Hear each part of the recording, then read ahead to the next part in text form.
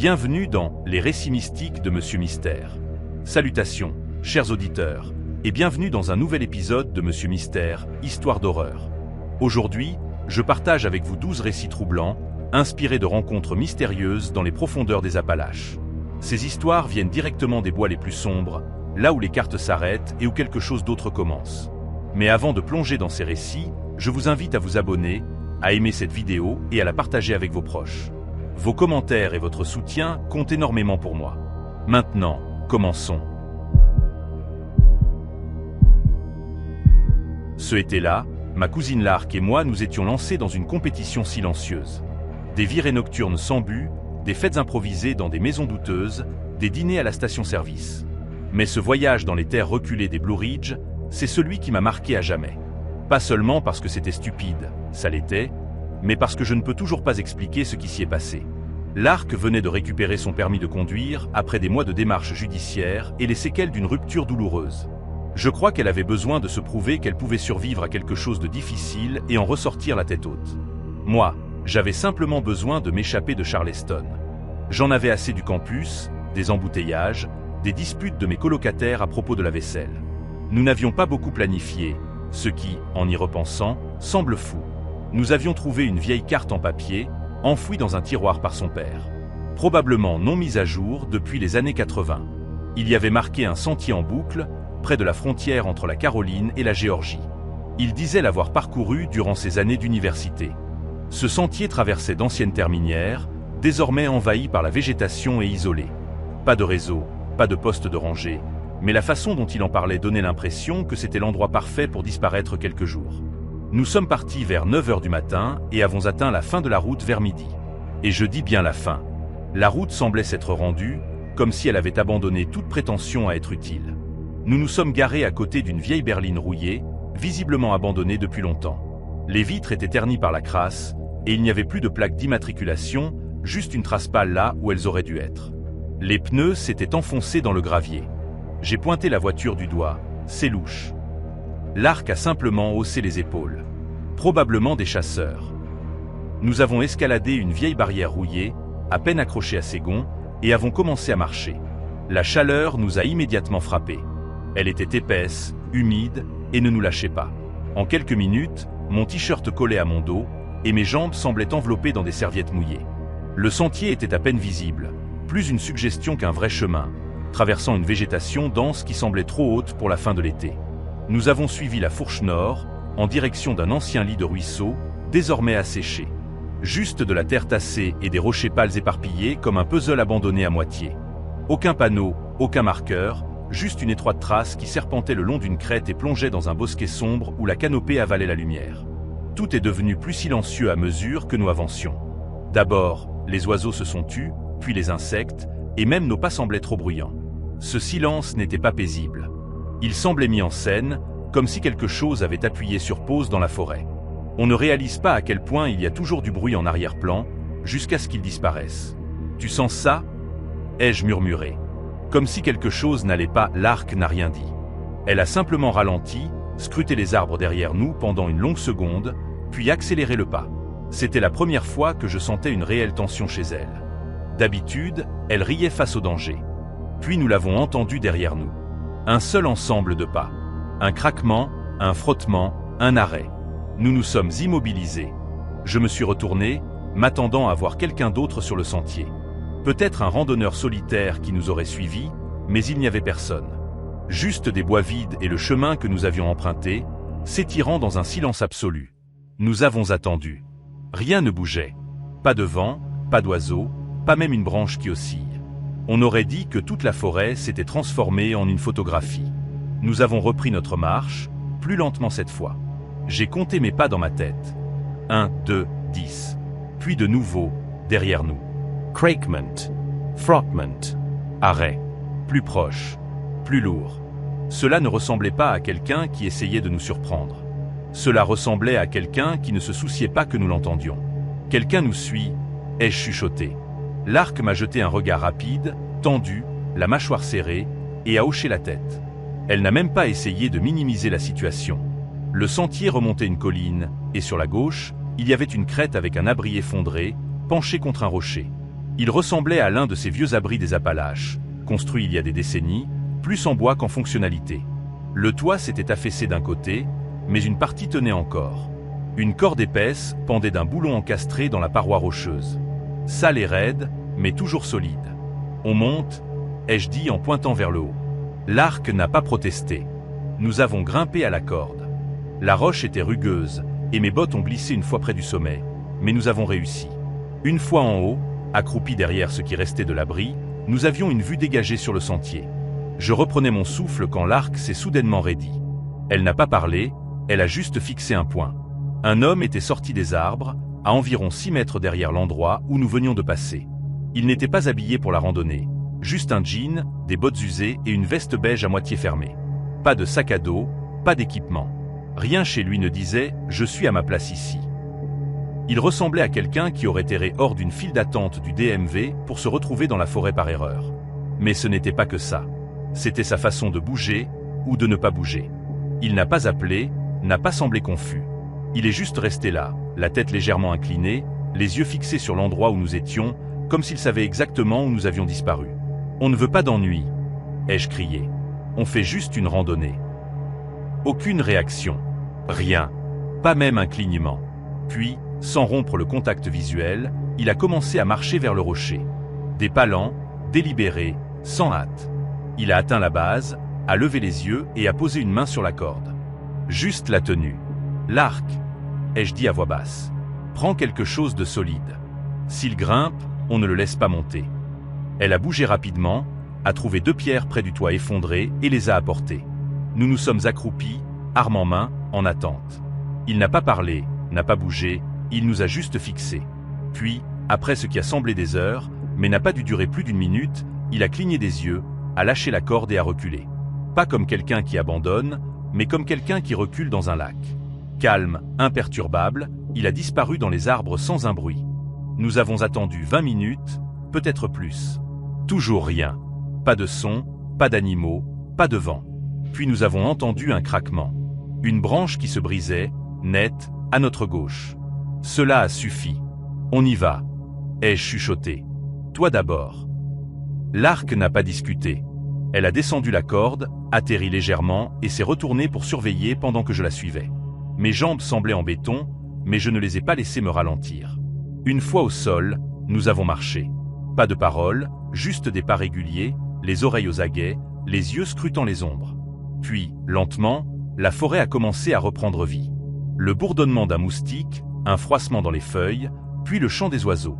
Comme si ceux qui avaient tout mis en pause avaient décidé que c'était terminé. Quand nous avons atteint le camion, tout semblait normal, mais trop normal, comme si quelqu'un avait appuyé sur lecture sur une machine à bruit. Nous avons tout vérifié, ouvert la cabine, regardé sous le lit. Rien. Aucun signe de présence.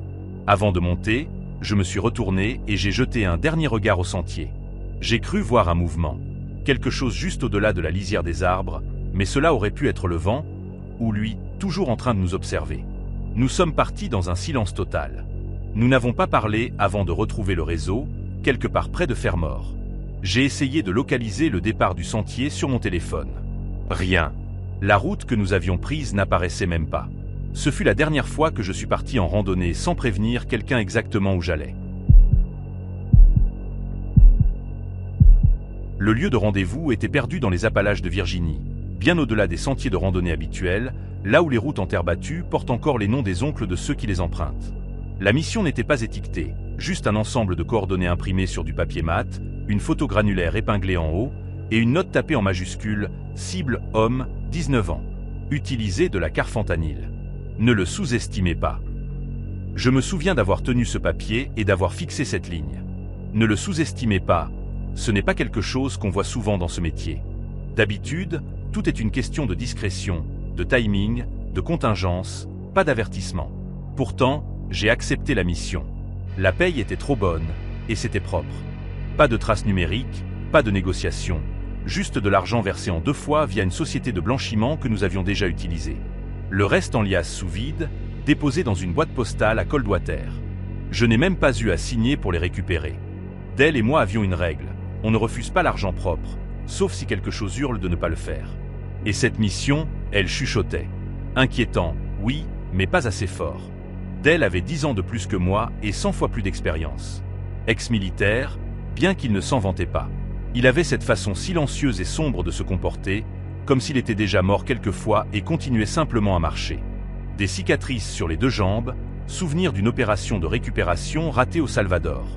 Il n'en parlait pas beaucoup. Nous travaillons ensemble depuis près de 4 ans. Principalement des récupérations et des escortes de sécurité à haut risque. On ne posait pas de questions. On ne restait pas après. Si quelqu'un voulait un corps livré quelque part, on s'en chargeait. Point. C'était la ligne à ne pas franchir.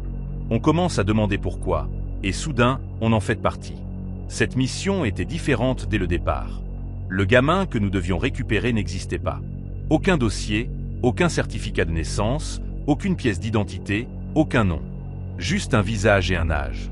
Les coordonnées le plaçaient quelque part dans les bois profonds, hors des sentiers battus, prétendument dans une cabane d'en a construite à la main, qui n'apparaissait sur aucun registre foncier ni sur aucune carte satellite. Dell avait récupéré des rumeurs sur des forums survivalistes et des sites obscurs, des trucs qui ne restaient jamais en ligne longtemps. La plupart étaient des conneries. Un poste disait simplement « Ce n'est pas juste sauvage, c'est mal ». Un autre prétendait avoir vu une silhouette pâle marcher nue dans les arbres, se déplaçant comme si elle avait trop d'os. Celui-là m'a marqué. Dell a tout balayé d'un revers de main. Tu sais comment c'est. Quelqu'un voit une ombre, et soudain, c'est un skinwalker. J'aurais voulu le croire, mais j'ai quand même pris des munitions supplémentaires. Nous ne pouvions pas prendre le camion jusqu'au bout. La route s'arrêtait à environ 10 km des coordonnées, alors nous avons marché. Une pente raide, des crêtes rocheuses, des sentiers envahis qui semblaient n'avoir pas été empruntés depuis des années. Les arbres devenaient de plus en plus denses. Pas d'oiseaux, pas de vent, juste le son de nos bottes et un clic occasionnel qui disparaissait avant qu'on ne puisse en trouver la source. Ce silence a commencé à me peser. Ce n'était pas paisible. Cela semblait mis en scène, comme si tout autour de nous s'était immobilisé parce que nous étions là. À la fin du 2e jour, nous étions épuisés. Nous avons installé le campement sans feu, trop risqué.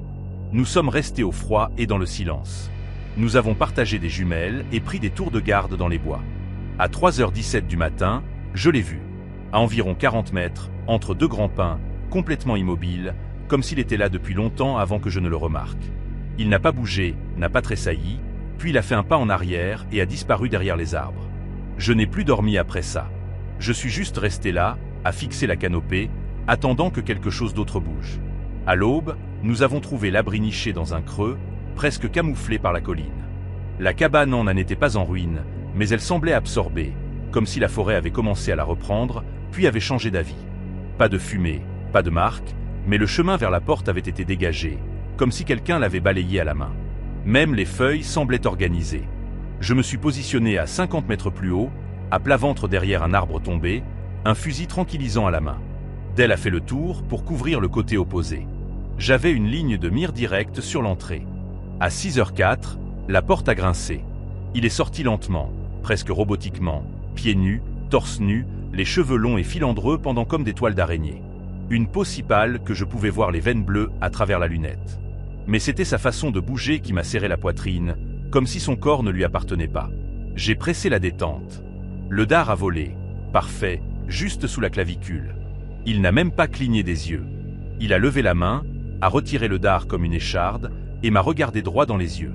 À travers la lunette, nos regards se sont croisés.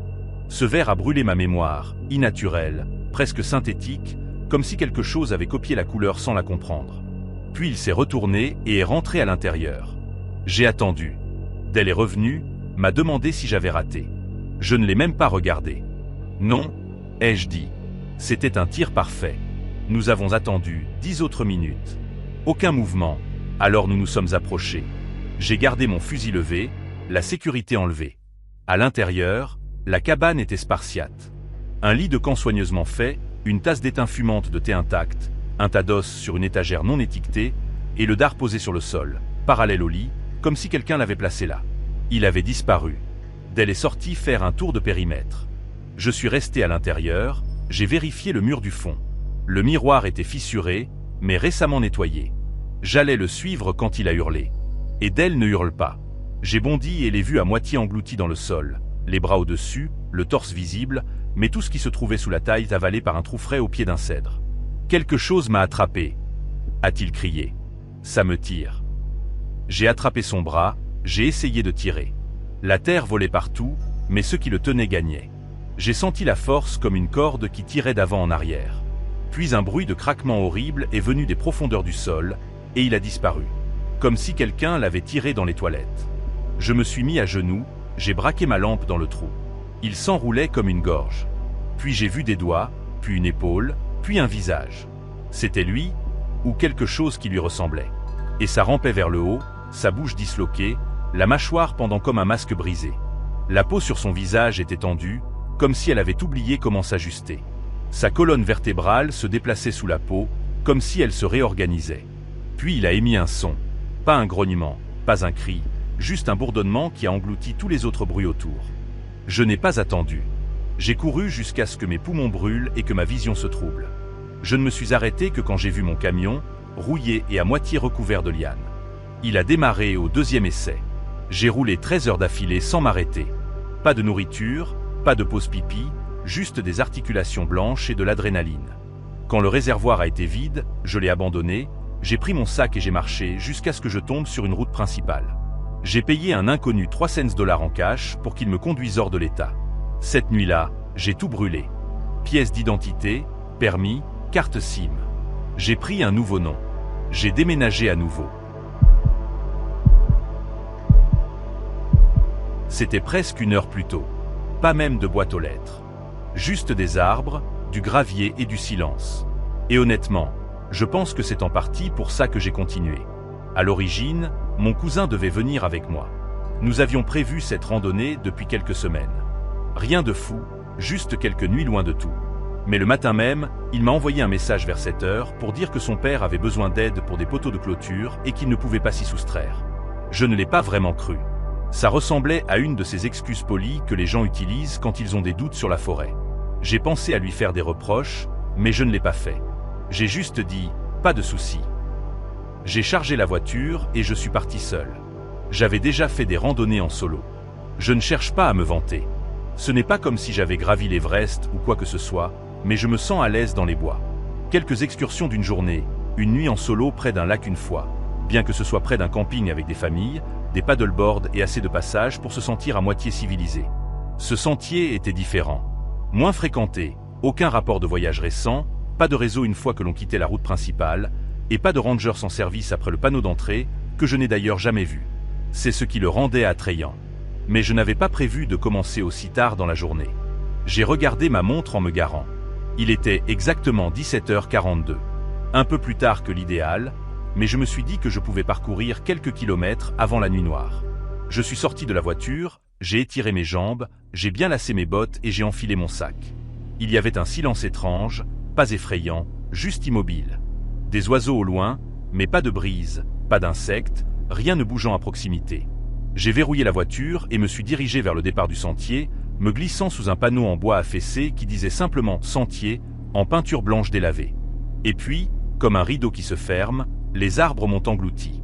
Le premier kilomètre s'est bien passé, juste une montée régulière et beaucoup de feuilles humides. Mes bottes ont bien accroché, mais j'ai tout de suite remarqué à quel point la pente était raide. Bien plus raide que sur la carte topographique que j'avais consultée la veille. La montée n'était pas épuisante, mais elle me faisait vérifier mon allure et calculer les distances dans ma tête. J'ai souvent regardé ma montre, essayant de voir jusqu'où je pouvais aller avant qu'il ne fasse trop noir pour installer le campement. La carte indiquait un petit ruisseau près du 4e kilomètre, ce qui semblait être un bon endroit pour camper. C'était l'objectif. Mais la canopée s'est épaissie rapidement, et les ombres ont commencé à s'étendre plus vite que je ne l'avais prévu. Au 3e kilomètre, j'ai cédé et allumé ma lampe frontale. Le sentier s'est rétréci en serpentant sur une pente plus abrupte, puis s'est un peu aplani sur une crête peu profonde. C'est alors que je l'ai vu. Une clairière d'environ 5 mètres de large, juste à côté du sentier, avec un demi-cercle de pierres noircies par d'anciens feux. Le genre d'endroit que les gens utilisaient clairement à un moment donné, mais pas récemment. Pas de papier gras, pas de bouteilles, pas d'empreintes, juste cette vieille sensation de calme, intacte. Je me suis tenu là pendant 1 minute, laissant mon souffle ralentir. J'ai scruté les arbres et j'ai écouté. Rien. C'était suffisant pour moi. Je me suis mis au travail. Une bâche entre 2 arbres, du bois raisonnablement sec trouvé sous une bûche tombée. J'ai utilisé un briquet et de l'acier pour allumer un feu et j'ai posé une boîte de ragoût sur une pierre plate près de la flamme. Pendant qu'elle chauffait, J'ai étalé mon tapis de sol, vérifié mon équipement et m'assuré que l'essentiel était à portée de main. Lampe torche, bottes, couteau, toujours. Le sentier était à environ 10 mètres sur ma gauche, s'évanouissant dans le noir. Le feu n'éclairait pas si loin. Au-delà, l'obscurité totale. J'étais assis près du feu, à moitié dans mon ragoût, quand quelque chose a atterri près de ma botte. Je ne l'ai pas vu tout de suite. Je l'ai entendu, un petit plouf sourd, comme une pierre heurtant la terre. Puis un rebond. J'ai braqué ma lampe frontale vers le bas. Une pierre, pâle, ronde, lisse, de la taille d'une balle de golf. Et je n'avais pas bougé. Elle n'avait pas roulé depuis le sentier. J'ai vérifié. Les feuilles autour étaient intactes. Il n'y avait ni pente ni branche surplombante. Elle n'était pas tombée. Elle avait été lancée. Je me suis figé. Pas de hoquet dramatique ou quoi que ce soit. Je suis juste resté immobile.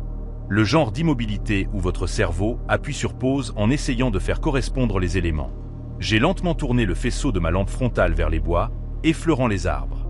Le faisceau ne m'offrait que 3 à 5 mètres de visibilité, assez pour savoir que j'étais exposé, mais pas assez pour voir ce qui se trouvait là-bas. Je suis resté accroupi, la boîte de ragoût toujours dans une main, la lampe dans l'autre. J'ai scruté les arbres à la recherche de mouvements, de sons, de quoi que ce soit. Mais après peut-être 15 minutes, j'ai recommencé à respirer. Je me suis dit que peut-être la pierre avait roulé depuis un terrain plus élevé, qu'un écureuil l'avait fait tomber, n'importe quoi. Mais ça ne sonnait pas juste. Pas du tout. J'ai nettoyé, recouvert le feu et rampé sous la bâche. Lampe torche à ma droite, couteau dégainé sous ma main gauche, au cas où. Je me suis finalement endormi, puis quelque chose m'a réveillé en sursaut. Je n'ai pas entendu de bruit. Je n'ai rien vu. Je me suis juste réveillé rapidement et en alerte. L'air semblait lourd, comme ce changement de pression que l'on ressent avant un orage. Puis je l'ai entendu. Des feuilles qui bruissaient, quelques pas, puis une pause. Pas assez proche pour voir, mais pas assez loin non plus. J.I. lentement attrapé ma lampe torche. Je me suis retourné rapidement, le cœur dans la gorge, balayant la bâche du faisceau. La lampe était toujours allumée, mais elle était dans les feuilles, à 4 mètres, dirigée vers les bois. Quelqu'un l'avait déplacée. Je ne bouge pas dans mon sommeil. Je ne roule pas. Et il n'y avait aucun moyen qu'elle se retrouve là toute seule. J'ai enfilé mes bottes, les pieds dedans sans les lacets, et me suis accroupi près du feu. Les braises luisaient, mais la lumière ne s'étendait pas au-delà de la bâche. J'ai jeté 2 grosses branches et serré le couteau. L'idée de redescendre dans le noir m'a traversé l'esprit, mais avec quelqu'un ou quelque chose qui rôdait déjà, et ma lampe clairement manipulée, j'ai pensé que j'étais mieux là où je pouvais voir. Alors je suis resté éveillé. Toutes les heures environ, j'entendais plus de mouvements. Toujours dans les arbres, toujours juste assez loin pour qu'on puisse prétendre que c'était le vent. Mes oreilles tendues me donnaient mal à la tête. À un moment, ça ressemblait à des allers-retours. Quelqu'un marchait lentement le long du sentier. Lent, mesuré, puis silence, puis un bruit traînard, comme quelque chose qui grattait l'écorce. Je n'ai pas dormi. Juste avant l'aube, c'est devenu pire. Des pas cette fois, plus proches, à 2 mètres. Des pas lents et réguliers. Pas en courant, pas en se faufilant, juste en marchant. Puis ça s'est arrêté juste derrière un arbre près du bord de ma bâche. Je ne pouvais pas le voir, mais je pouvais le sentir. Je suis resté figé, couteau en main, regardant la faible lueur du feu vaciller sur mon sac. Pendant ce qui a dû être 2 heures, je n'ai pas bougé. J'ai à peine cligné des yeux. Pas de respiration, pas de bruissement, juste un silence froid. Finalement, les arbres ont commencé à s'illuminer d'une lumière grise, puis bleue. Les oiseaux sont revenus. On aurait dit que la forêt avait enfin expiré. Je n'ai pas perdu de temps. J'ai plié bagages sans petit déjeuner, lacé mes bottes si serrées que ça faisait mal. J'ai vérifié mon équipement et j'ai mis le pied sur le sentier sans me retourner une seule fois. 3 kilomètres. Chaque craquement de branche me faisait sursauter. Chaque écureuil faisait bondir mon cœur. Quand j'ai vu la clairière où j'avais garé la voiture, j'ai sprinté, j'ai failli laisser tomber les clés, je suis monté dans la voiture, j'ai claqué la porte, verrouillé et reculé si vite que j'ai raclé le pare-choc sur un rocher. Je m'en fichais. J'ai juste conduit. Je ne me suis arrêté que quand j'ai vu du goudron, me suis garé dans une station-service à l'extérieur de Galax pour prendre un Red Bull et respirer pour la première fois depuis des heures. La fille à la caisse m'a demandé si j'avais campé. J'ai hoché la tête et n'ai pas dit un mot. J'avais 17 ans quand c'est arrivé. Mon oncle Grant possède quelques cabanes du côté du Kentucky, dans les Appalaches. Elles sont situées quelque part hors des sentiers battus, hors des cartes. Il faudrait une photo pour repérer le tournant. Chaque automne, il laisse la famille y séjourner pour un week-end. Pas de réseau, pas de streaming, juste du propane, du bois de chauffage et le mode survie. Il plaisante en disant que c'est une médecine pour le cerveau. Ma cousine Béa et moi avons décidé de profiter de son offre. Elle a le même âge que moi, la même taille, les mêmes goûts musicaux, la même obstination quand il s'agit de se lancer des défis. Un week-end sans téléphone ni parents semblait être la dernière petite pause avant que la dernière année de lycée ne commence. Nous nous sommes retrouvés dans une cabane en rondins usés, sur pilotis, avec un toit en métal et des planches de porche qui craquaient sous chaque pas. La literie sentait la vieille fumée et la laine humide. Confortable, d'une certaine manière tordue et rustique. Le générateur était capricieux, toussant du feu puis se taisant, puis recommençant.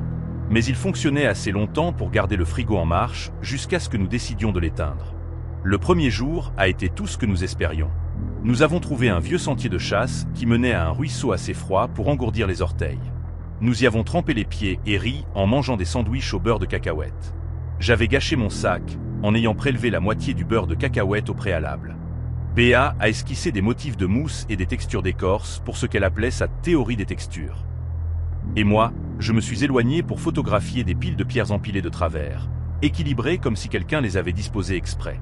Ce soir-là, près du feu, nous nous sommes lancés des défis pour raconter chaque histoire effrayante que nous avions entendue.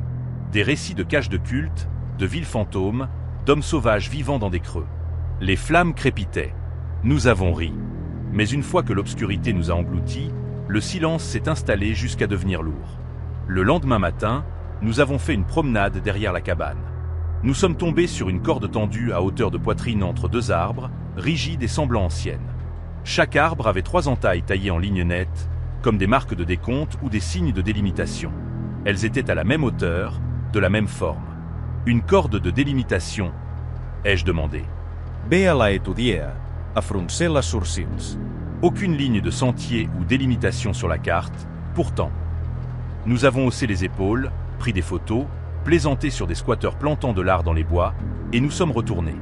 Cette nuit-là, je me suis réveillé à cause d'un grincement. Pas le gémissement du bois qui se tasse ou le craquement des branches à l'extérieur.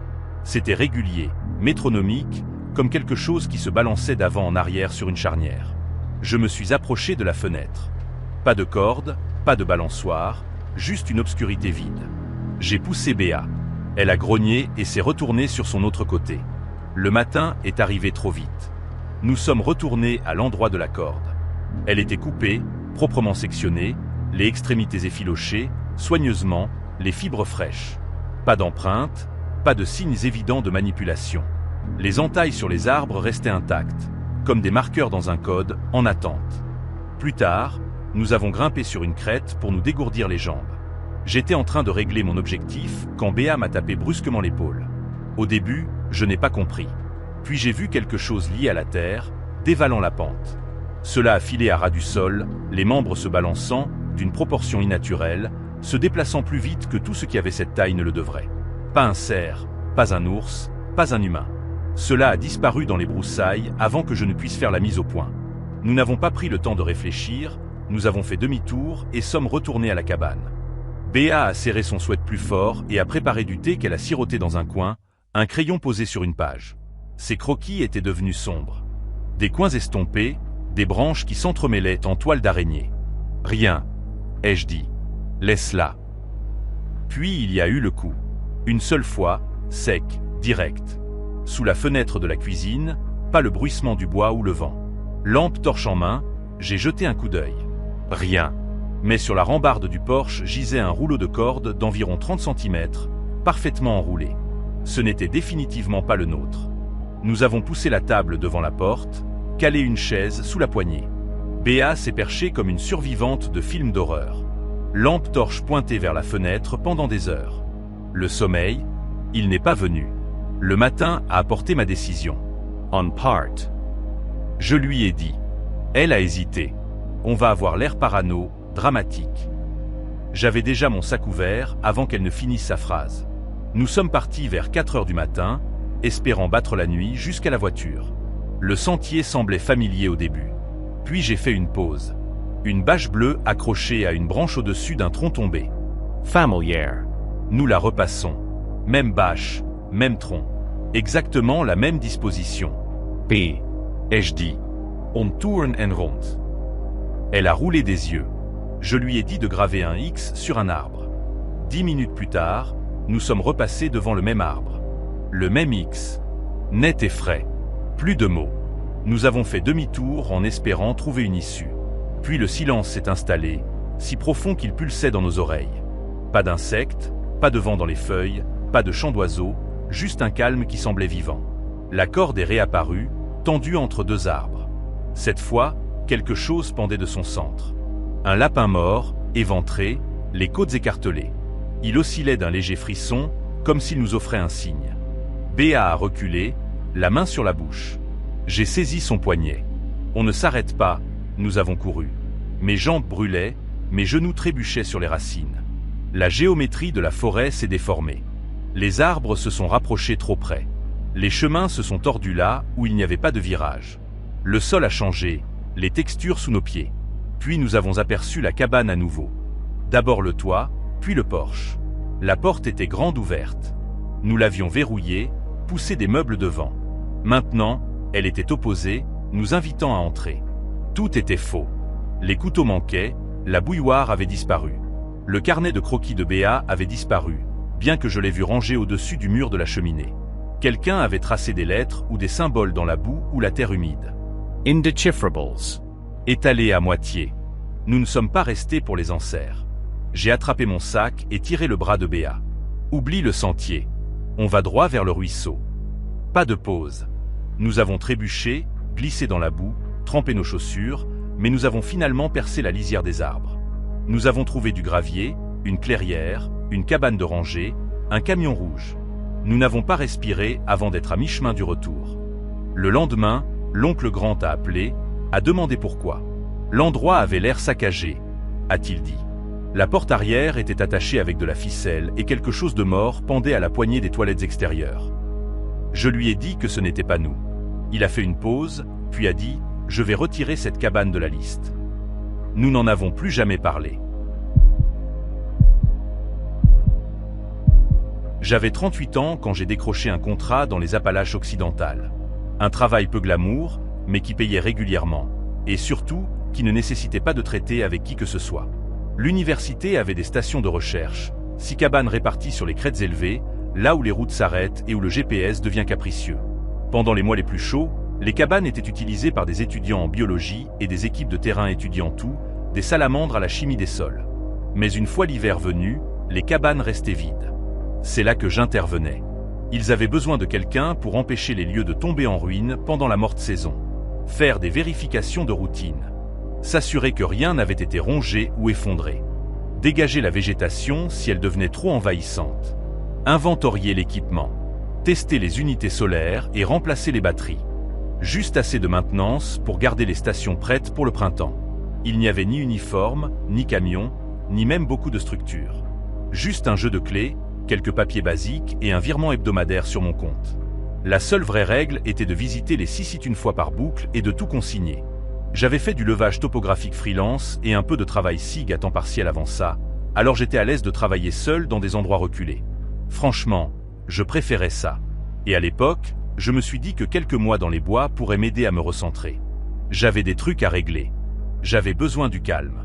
Chaque cabane avait sa propre personnalité. On commence à le remarquer quand on est le seul à y entrer et sortir pendant des semaines. La station 1 avait toujours ce sifflement du vent sous la ligne de toit.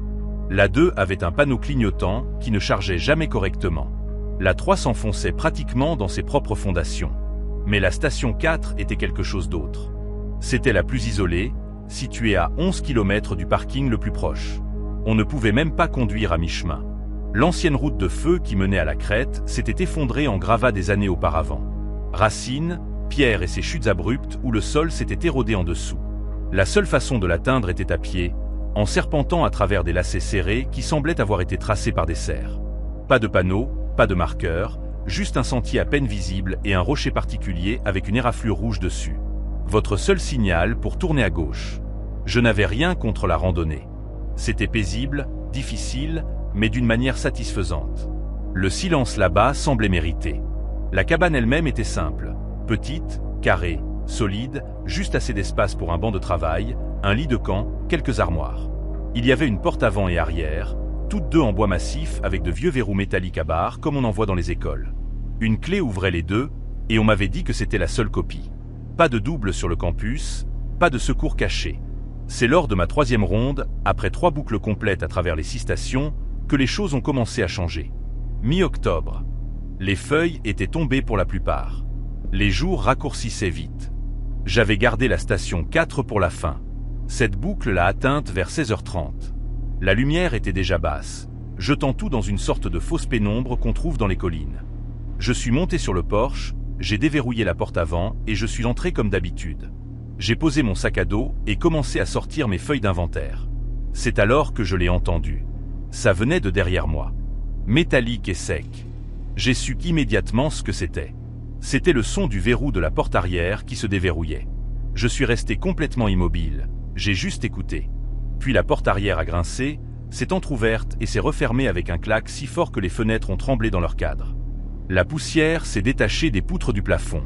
Mon cerveau n'a même pas eu le temps de formuler une théorie. J'étais déjà en mouvement.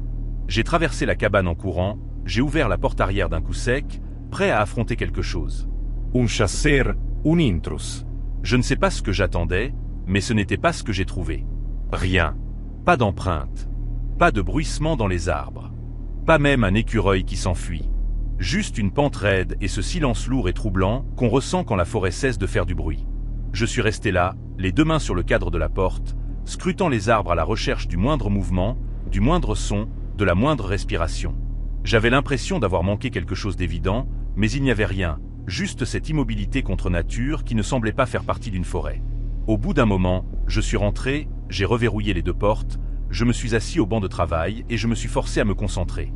J'ai sorti le GPS de ma sangle de poitrine. C'était l'un de ces appareils jaunes encombrants, difficiles à perdre, et je l'ai posé à côté de la lanterne. Puis je suis sorti derrière vers le petit abri de stockage, juste 10 minutes, peut-être moins. J'ai vérifié les réservoirs d'eau, noté les niveaux, attrapé un kit de fusibles dont j'avais besoin pour l'un des panneaux intérieurs. Quand je suis revenu à l'intérieur, le GPS avait disparu. Au début, j'ai pensé que je l'avais simplement égaré. J'ai retourné chaque centimètre de la cabane. J'ai cherché sous le lit de camp, dans le casier à équipement, même derrière le vieux radiateur au cas où il serait tombé. Rien. J'ai vidé mon sac. Je l'ai fouillé méthodiquement, j'ai feuilleté le tiroir à piles, j'ai même ouvert la trousse de premier secours comme si je l'y avais fourré sans réfléchir. Il avait disparu. Je me suis accroupi près de la couchette quand je me suis souvenu de la trappe d'accès au vide sanitaire. Elle se trouvait au milieu du plancher. Je ne l'avais ouverte qu'une fois auparavant, juste pour la cocher lors de la première semaine. Elle menait à une fosse peu profonde où étaient stockées des réserves de nourriture, quelques couvertures en laine, un extincteur. Elle avait son propre petit cadenas, avec une clé différente, également sur mon trousseau. Je ne pensais pas avoir laissé tomber le GPS là-bas, mais je me suis dit, pourquoi ne pas tout vérifier? J'ai déverrouillé la trappe et l'ai soulevé. Il était là. Le GPS se tenait parfaitement droit au centre du vide sanitaire, l'écran tourné vers l'échelle, comme s'il avait été posé là. Je me souviens d'avoir cligné des yeux très lentement, comme si mon cerveau mettait en mémoire tampon. J'ai descendu une marche, je l'ai attrapé, il était encore chaud, encore allumé. Je n'ai rien dit, j'ai juste refermé la trappe, l'ai reverrouillé et je suis resté là, tenant le GPS comme si je n'en avais jamais vu auparavant. Puis il y a eu le clic. La porte avant, cette fois. Je n'ai même pas eu à me retourner. J'ai reconnu le son, identique à la fois précédente. La porte a grincé, s'est entr'ouverte à moitié, puis s'est refermée avec un clac encore plus fort que la dernière fois. Profound, resonant, definitive. Je n'ai pas vérifié. Je n'ai pas bougé. J'ai juste reverrouillé les 2 portes, enfilé ma veste et je suis sorti sur le rebord rocheux au bord de la clairière. Je me suis assis en tailleur, les bras croisés, fixant l'horizon. Je ne suis pas rentré avant que le soleil ne se soit complètement couché et que les bois ne soient devenus noirs comme de l'encre. Même alors, j'ai hésité, mais je ne pouvais pas encore partir. Mon sac était à l'intérieur. Tout comme les journaux d'équipement. J'avais encore un travail à terminer. Quand je suis rentré, quelque chose a changé. C'est difficile à expliquer. La pression qui s'était accumulée tout l'après-midi, comme si quelqu'un se tenait trop près sans vous toucher, s'est simplement dissipée. L'air semblait à nouveau normal. J'ai dormi cette nuit-là, mais pas bien. Je me réveillais toutes les demi-heures. Je me redressais à chaque bruit. Mon corps s'attendait à ce que quelque chose d'autre se produise. Le lendemain matin, je me suis souvenu de la caméra de chasse que j'avais installée lors de la première boucle. Juste sous l'auvent, pointais vers la porte d'entrée. Les images étaient toujours là. À 18h42 précisément, la porte s'est ouverte à moitié, a fait une pause, puis s'est refermée avec force. Aucune personne, aucun animal, aucun mouvement nulle part dans le cadre. Juste la porte, dans le silence. Cela a continué à se produire après ça, bien que jamais de la même manière 2 fois. Une fois, j'ai remarqué que mon anémomètre avait disparu de l'étagère des journaux. Je l'ai retrouvé 3 heures plus tard, perché sur le couvercle des toilettes à compost derrière la station 2, à plus de 6 km de là. Une autre fois, le classeur de maintenance, qui ne quittait jamais mon sac à dos, s'est retrouvé derrière l'échelle de la tour de guet de la station 1. Je n'avais pas visité cette cabane depuis plus d'1 semaine. Et je n'ai jamais vu de signe d'effraction. Aucune serrure forcée, aucune porte enfoncée, juste des objets qui se déplaçaient silencieusement, comme s'ils étaient empruntés et rendus au mauvais endroit. 1 semaine, j'ai laissé ma radio de secours sur le bureau. À mon retour, elle était à l'intérieur du tonneau d'eau à l'extérieur, flottant au fond. Le couvercle était bien scellé, aucune trace de griffe, aucune raison qu'elle s'y trouve. J'ai arrêté de prévenir le bureau de terrain après un moment. Il ne prenait pas ça au sérieux. Un gars a plaisanté. Peut-être que tu as des ratons laveurs avec une vendetta. Un autre a dit, peut-être que tu es juste fatigué. J'ai gardé cette routine pendant quelques boucles de plus. Puis j'ai complètement quitté le job. À cette époque, j'avais un travail qui ne rentrait pas vraiment dans les conversations polies. Les gens demandaient « Alors, tu fais quoi dans la vie ?» Et je répondais simplement « Je marche sur les sentiers ». Puis je les regardais essayer de comprendre si je plaisantais. Je ne plaisantais pas. C'était tout le boulot. Parfois, je travaillais pour les services des parcs, parfois pour des entrepreneurs privés. La plupart du temps, je partais seul. Les drones et les cartes topographiques, c'est bien, mais ils ne vous disent pas où le lierre poison s'infiltre ou un virage a été enseveli sous des branches mortes. Ce mois-là, j'avais décroché un contrat pour une section dans l'ouest de la Caroline du Nord. Les Appalaches profondes, le genre d'endroit où le GPS commence à mentir et où votre téléphone n'est plus qu'un pavé. La zone qui m'avait été assignée n'avait même pas de nom propre, juste une désignation, Unité 3 du Collacher. Ça sonnait plus comme un inventaire d'entrepôt que comme un morceau de forêt. Selon les notes, personne n'avait fait de relevé depuis 15 ans. Toujours techniquement partie du réseau de sentiers, toujours sous gestion, mais négligée. Pas de camping, pas d'abri, pas de tête de sentiers officiels. Elle jouxtait des parcelles privées, mais sinon, ce n'était que du vert vide sur la carte, ce qui expliquait pourquoi la rémunération était le double de mon tarif habituel. Il m'a fallu plus d'1 heure pour trouver la porte d'accès. Quand je dis « porte », je veux dire ce qu'il en restait. La chose était rouillée, tordue sur le côté, à moitié dévorée par le kudzu, et aussi sécurisée qu'une clôture de jardin. J'ai laissé mon camion garé sur une vieille route forestière, j'ai chargé ma tente, 2 jours de nourriture, des piles de rechange et une grille GPS détaillée qu'il m'avait envoyée par email. Je me suis dit que 3 jours, 4 au maximum, et je serais de retour. J'avais déjà été dans des arrière-pays difficiles, des endroits avec des sangliers sauvages, des sols instables, des orages soudains. Mais celui-ci était différent. Pas dangereux, juste étrange. Le sentier était à peine visible, juste ces légères dépressions sur le flanc de la colline, une suggestion de lacets. Pas d'empreintes de bottes, pas de déchets, pas de signe que quelqu'un l'avait emprunté depuis des années. Honnêtement, le premier jour n'a pas été mauvais. Physiquement exigeant, oui, mais rien de bizarre. J'ai installé mon camp avant que la lumière ne baisse, j'ai étiré mes jambes près d'un petit feu et j'ai parcouru mon carnet de terrain, cochant des points comme je le fais toujours. Le deuxième jour, les choses se sont compliquées. J'ai atteint le premier point de repère, j'ai noté la distance, vérifié le GPS. Ce tronçon aurait dû faire 0,6 km. Le GPS indiquait 1,8 km. Ce n'était pas une simple marge d'erreur. J'ai pensé que j'avais peut-être dévié, perdu la ligne, fait un détour trop large. Peut-être que j'avais plus coupé à travers les bois que je ne le pensais. Ça arrive. Les sentiers changent. Les animaux élargissent les vieux chemins. Les glissements de terrain décalent les repères. J'ai haussé les épaules, mis à jour les notes et continué. En fin de matinée, j'ai atteint une crête qui n'avait aucun sens. Les arbres se sont éclaircis et se sont soudainement arrêtés, comme si quelqu'un avait rasé une bande sur la pente avec une tondeuse à gazon. Juste ce long couloir herbeux s'étendant proprement à travers les arbres. Au début, j'ai pensé que c'était une coupe de service. Parfois, ils font ça pour les lignes électriques. Mais il n'y avait ni tour, ni câble, juste de l'espace vide. Trop régulier pour être naturel, trop silencieux pour être normal. Je l'ai traversé rapidement, en essayant de ne pas trop y penser. De l'autre côté, cloué à un pin tordu, il y avait un panneau en bois.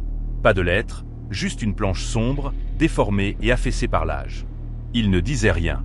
Il était juste là, comme s'il observait. J'ai pris une photo. Pas parce que j'en avais besoin, juste par habitude. Quand on voit quelque chose d'étrange, on le note. C'est le boulot. Cette nuit-là, j'ai commencé à entendre des voix. Juste après le coucher du soleil, étouffées, basses, comme deux personnes ayant une conversation tranquille derrière un mur, sauf qu'il n'y avait pas de mur, et que j'étais à 50 km de la route la plus proche. Je me suis assis dans la tente, j'ai ouvert la fermeture éclair, j'ai retenu mon souffle. Rien. Puis ça a recommencé, un peu plus loin cette fois. Toujours pas de mots réels, juste le flux et le reflux de la parole, la cadence. Je suis resté parfaitement immobile pendant presque 1 heure, attendant que ça se rapproche ou s'éloigne. Finalement, ça s'est arrêté. J'ai dormi, mais pas profondément. Le lendemain matin, j'ai vérifié mon appareil photo. La photo du panneau n'y était pas. Tout le reste était là. Dégâts sur le sentier, érosion, marques sur les arbres, mais pas le panneau. J'ai fait défiler en avant et en arrière comme si ça pouvait aider. Je me suis dit que peut-être la photo ne s'était pas enregistrée. Peut-être que l'obturateur n'avait pas cliqué jusqu'au bout. Ça ne semblait pas vrai, mais j'avais besoin que ce le soit. Le 3e jour, le sentier a commencé à se défaire. Littéralement, des sections disparaissaient simplement dans les broussailles. J'ai dû couper de plus en plus à travers les bois, et chaque fois que je recalculais, je me retrouvais quelque part d'inattendu. J'ai commencé à marquer les arbres avec des balises, des bandes de peinture orange vif. J'emporte toujours une petite boîte pour cette raison précise. J'en avais fait 7 vers midi, les espaçant pour pouvoir retracer mon itinéraire si les choses empiraient. Plus tard cet après-midi-là, j'en ai repassé une. Le même arbre, la même crête, la même petite traînée de peinture là où elle avait coulé et séché dans l'encoche de l'écorce, mais ma boussole indiquait toujours le nord, et je n'avais pas fait demi-tour. Je l'ai fixé longtemps. Puis j'ai continué à avancer. Sans rien dire, je me suis juste déplacé. Cette nuit-là, je n'ai pas allumé de feu. C'était silencieux comme la mort. Puis quelque chose a frôlé la tente. Pas le vent, pas un animal. Ce n'était pas assez aléatoire pour ça. C'était lent. Délibéré, comme des doigts traînant sur du nylon. J'ai arrêté de respirer. Puis ça s'est reproduit, plus bas cette fois, traçant la courbe du mur de la tente comme si ça cherchait le bord. J'ai chuchoté « Pars ». Ça m'a répondu depuis quelque part dans les arbres. Les mêmes mots exacts. Pars. Pars. Ma voix, plate, creuse, décalée juste assez pour que ma peau se tende. Je n'ai pas fermé les yeux une seule fois cette nuit-là. À la première lueur, j'ai plié le camp rapidement. J'ai commencé à marcher plus vite que je n'aurais dû, vérifiant le GPS toutes les quelques minutes, essayant de verrouiller le prochain point de repère, mais tout était décalé. Le terrain ne correspondait pas à la grille.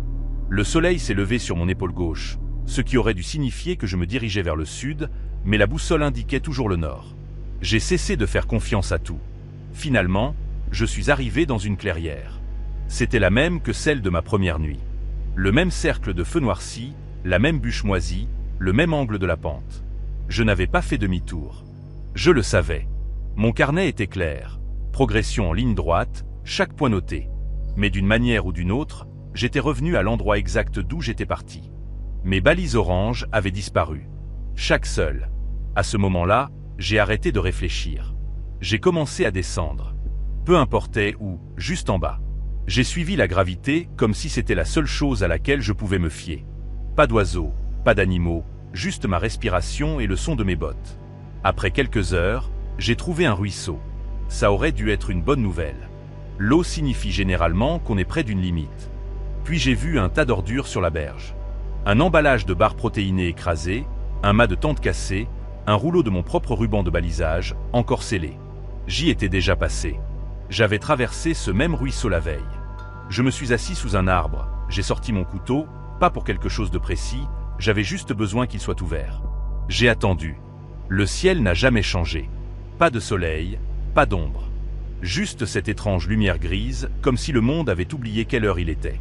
Pas d'oiseaux, pas de vent, juste de l'air mort et cette sensation froide qu'on ressent quand quelque chose vous observe. Puis je l'ai vu à travers une trouée dans les arbres, à 50 mètres, la porte forestière.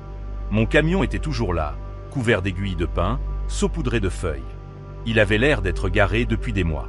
J'ai couru à fond. Je ne me souviens même pas d'être monté dedans. juste du claquement de la porte et du poids de la clé dans le contact. Il a démarré. J'ai reculé comme un fou, les pneus glissant sur le gravier. Je ne me suis arrêté que quand j'ai atteint l'asphalte et que j'ai eu du réseau. J'ai appelé le numéro sur ma feuille de mission. Le bureau forestier d'Asheville. Ungarsave croce. Je lui ai donné ma position et lui ai dit ce que j'avais vu. Il est resté silencieux un moment. Puis il a dit que personne n'était allé dans le Collacher depuis 2006. 2 entrepreneurs avaient disparu là-bas. Leur équipement avait été retrouvé. Pas eux. L'unité n'avait pas été officiellement fermée. Elle avait juste été omise des affectations futures. J'avais 13 ans, et la cabane de mon oncle dans les Smoky Piney était le seul endroit sur Terre où je me sentais complètement, sans réserve, en sécurité. Il l'avait construite lui-même après avoir tout quitté à Savannah. Un de ces virages dramatiques dans la vie dont les gens parlent, mais qu'ils réalisent rarement. Quelque part entre une crise de la quarantaine et une sorte de fantasme de frontière. La cabane était profondément enfouie dans les bois. À 2 miles d'un chemin de gravier accidenté qui n'était marqué sur aucune carte. Et s'il avait plu récemment, le dernier demi-mile était trop boueux pour le camion. Alors, nous y allions à pied. Pas de réseau, pas de voisins, juste des arbres à perte de vue et ce genre de silence que l'on ne remarque que quand on réalise à quel point on vit entouré de bruit. Chaque automne, quand les feuilles commençaient à changer, nous y allions pour quelques semaines. C'était une tradition, quelque chose que nous attendions tous avec impatience. L'endroit sentait toujours la fumée de bois et le pain sec. Il y avait de la viande séchée étalée dans des sacs en papier sur le comptoir et une vieille lampe à gaz qui pendait au-dessus de la table à manger et sifflait quand on la montait trop fort. Mon oncle Darren l'appelait son lieu de paix. Je l'imaginais comme une bulle scellée, totalement intacte. Rien de mauvais ne pouvait y entrer. Rien d'étrange ne pouvait vous suivre sur ce chemin. Je croyais cela complètement. Cet octobre-là, nous restions plus longtemps que d'habitude. 2 semaines complètes. Mes parents envisageaient sérieusement d'acheter un terrain à proximité. Ils disaient des trucs comme « ce ne serait pas quelque chose de construire ici quand on prendra notre retraite ». J'étais partant. L'idée de grandir entouré de tant de verdure, sans trafic, sans bruit de la ville. J'adorais ça. Et au début, c'était parfait. Je dormais toujours dans la chambre mansardée à l'étage. Le plafond était si bas qu'il fallait se courber pour atteindre le lit, mais il y avait cette petite fenêtre carrée qui donnait directement sur le sentier derrière la maison. Mon oncle Darren avait tracé ce chemin lui-même, dégagé les broussailles et enfoncé de petits panneaux pour marquer les virages. Il disait qu'il faisait une boucle jusqu'à un promontoire d'où l'on pouvait voir toute la vallée du ruisseau. J'avais toujours voulu aller jusqu'au bout, mais je n'y étais pas autorisé sans adulte. Les premiers matins, je me réveillais tôt et je regardais simplement. Des cerfs passaient en groupe de 2 ou 3, choisissant leur chemin entre les arbres. Parfois, un écureuil traversait le sentier en courant comme s'il était en retard pour quelque chose. C'était calme et paisible, et en quelque sorte parfait. Puis, le deuxième matin, j'ai entendu de l'eau qui coulait. C'était faible au début, mais assez net pour résonner à travers les murs, un genre de clapotis métallique. Je suis descendu et j'ai trouvé l'évier à pompe manuelle de la cuisine en plein débit, l'eau déversée dans le bac et éclaboussant le comptoir. La poignée en acier était poussée vers le haut. Et ce n'était pas un robinet qu'on actionnait simplement d'un coup de coude. Il fallait forcer, un tir sec pour faire couler quoi que ce soit. Tout le monde dormait encore. J'ai rabattu la poignée vers le bas et elle a grincé avant de s'arrêter. Je suis resté là un moment, attendant que quelqu'un sorte et dise qu'il venait de l'utiliser et avait oublié de la fermer, mais personne ne l'a fait. Quand mon oncle Darren est finalement descendu plus tard, je lui ai demandé s'il avait utilisé la pompe ce matin-là. Il a secoué la tête. Non. Peut-être un problème de pression. Je n'ai pas purgé la ligne cette semaine. Il n'avait pas l'air particulièrement dérangé. Mais le truc, c'est qu'on ne pouvait pas faire semblant que cette pompe s'était mise en marche toute seule. La poignée ne flottait pas vers le haut. Il fallait la tirer physiquement. Ça ne m'a pas semblé juste. 2 jours plus tard, les choses sont devenues plus étranges. Depuis ma chambre, juste avant le coucher du soleil, j'ai vu quelqu'un debout sur le sentier. Une silhouette en forme de personne, pas assez proche pour distinguer les détails, juste la forme. Elle se tenait juste là où le sentier tournait vers la partie la plus dense des bois, face à la maison, immobile, juste là. Au début, j'ai supposé que c'était mon oncle Darren en promenade du soir, mais il portait habituellement un vieux bâton de marche, et il ne restait jamais immobile comme ça. Il marchait lentement, mais toujours avec un but. J'ai observé la silhouette pendant environ 10 secondes. J'ai cligné des yeux et elle avait disparu. Comme ça. J'ai demandé à mon oncle Darren plus tard si quelqu'un venait jamais aussi loin sur le sentier. Il a secoué la tête. Non, c'est privé. Seuls les bizarres randonnent sur la pente nord, et il n'y a rien à chasser là-haut. J'ai essayé de laisser tomber. Probablement mon imagination, non? Jusqu'au lendemain matin. Cette fois, j'ai vu la même forme à nouveau, un peu plus proche, debout, parfaitement immobile près d'un cèdre juste à côté du sentier. Pas en train de cligner des yeux, pas en train de marcher, juste en train d'observer. Je n'ai pas cligné des yeux. J'ai continué à fixer. Après quelques secondes, elle a reculé dans les arbres et a disparu. C'en était assez. Plus de nuit seule à l'étage pour moi. J'ai commencé à dormir sur le canapé. Puis, l'histoire de la musique a commencé. J'avais un vieux iPod avec un écran fissuré et toute ma musique préférée dessus. Beaucoup de pop-punk, du rock plus lourd, des trucs criards qui me faisaient me sentir un peu plus âgé. J'avais un petit dock pour haut-parleur que je branchais dans la prise derrière le poêle à bois. La première fois que ça a bugué, j'ai pensé que c'était juste le câble. La musique s'est arrêtée en plein milieu d'un morceau. Je me suis levé, j'ai vérifié la connexion, j'ai appuyé sur lecture à nouveau. Elle s'est arrêtée 5 secondes plus tard. J'ai essayé différents morceaux. Même chose, mais seulement pour les morceaux forts. Si je jouais quelque chose de doux ou de lent, des morceaux folk ou acoustiques, ça passait bien. Aucune interruption, aucun arrêt bizarre. J'ai pensé que peut-être le haut-parleur ne supportait pas les basses, mais il avait bien fonctionné à la maison. Finalement, j'ai remarqué autre chose. Les morceaux forts ne s'arrêtaient que si je ne tenais pas l'iPod. Comme si je le laissais poser dans le dock de l'autre côté de la pièce, il sautait ou s'arrêtait. Mais si je le tenais, il continuait à jouer. Parfois, pas toujours. Ça semblait intentionnel.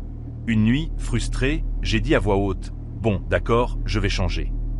Le morceau suivant était quelque chose de doux. Il a joué jusqu'au bout, lisse comme tout.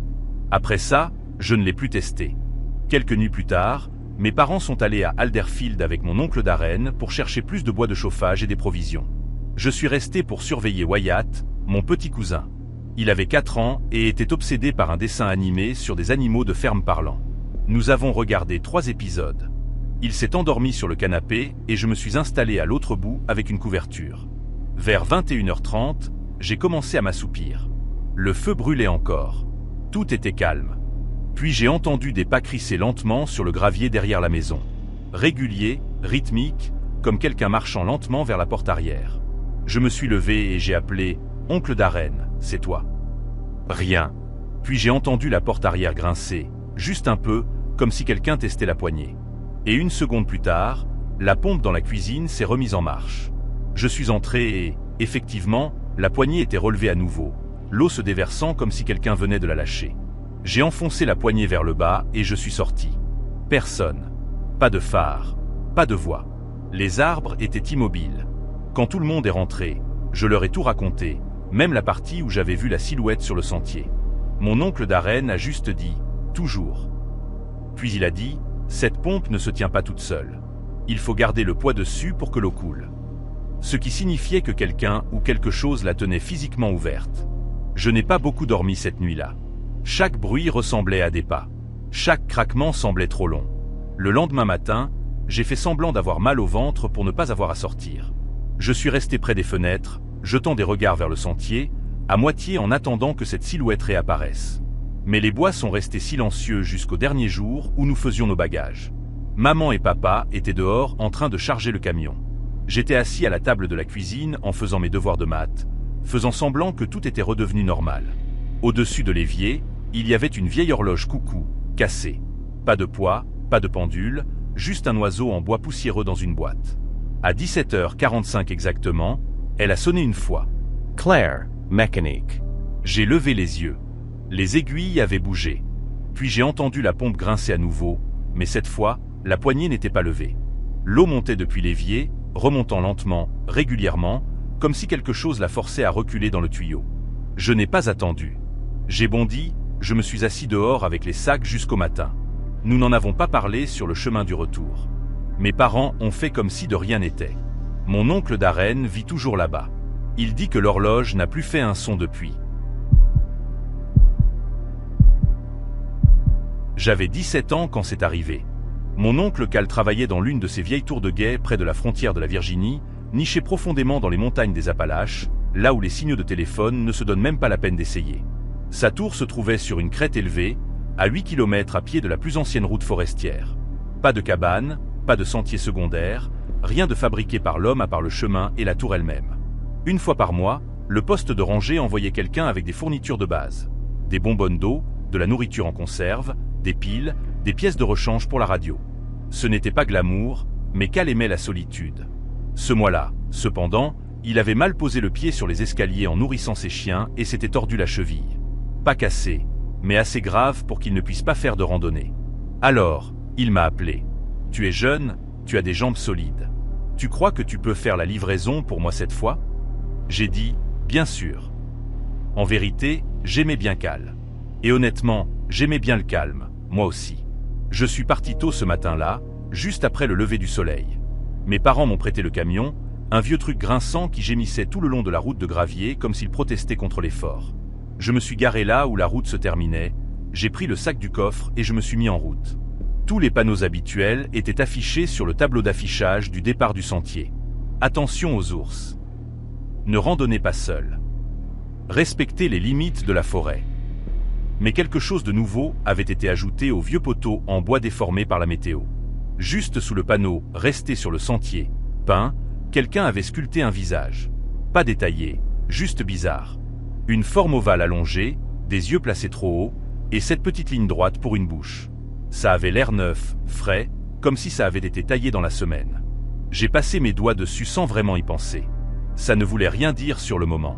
Le sentier commence plutôt plat, mais après 3 kilomètres, on sent clairement qu'on travaille. Racines, boue, quelques endroits où le sentier disparaît presque sous les broussailles. Au 3e kilomètre, j'étais trempé de sueur et je commençais à regretter de ne pas avoir pris une 2e bouteille d'eau. Je me suis arrêté sur un affleurement de schiste pour reprendre mon souffle. Les arbres étaient si serrés de chaque côté du sentier qu'on ne voyait pas à plus de 3 mètres dans les bois. Et il y avait ce silence, pas exactement paisible, plus comme si la forêt retenait son souffle. J'ai entendu quelque chose bouger derrière moi.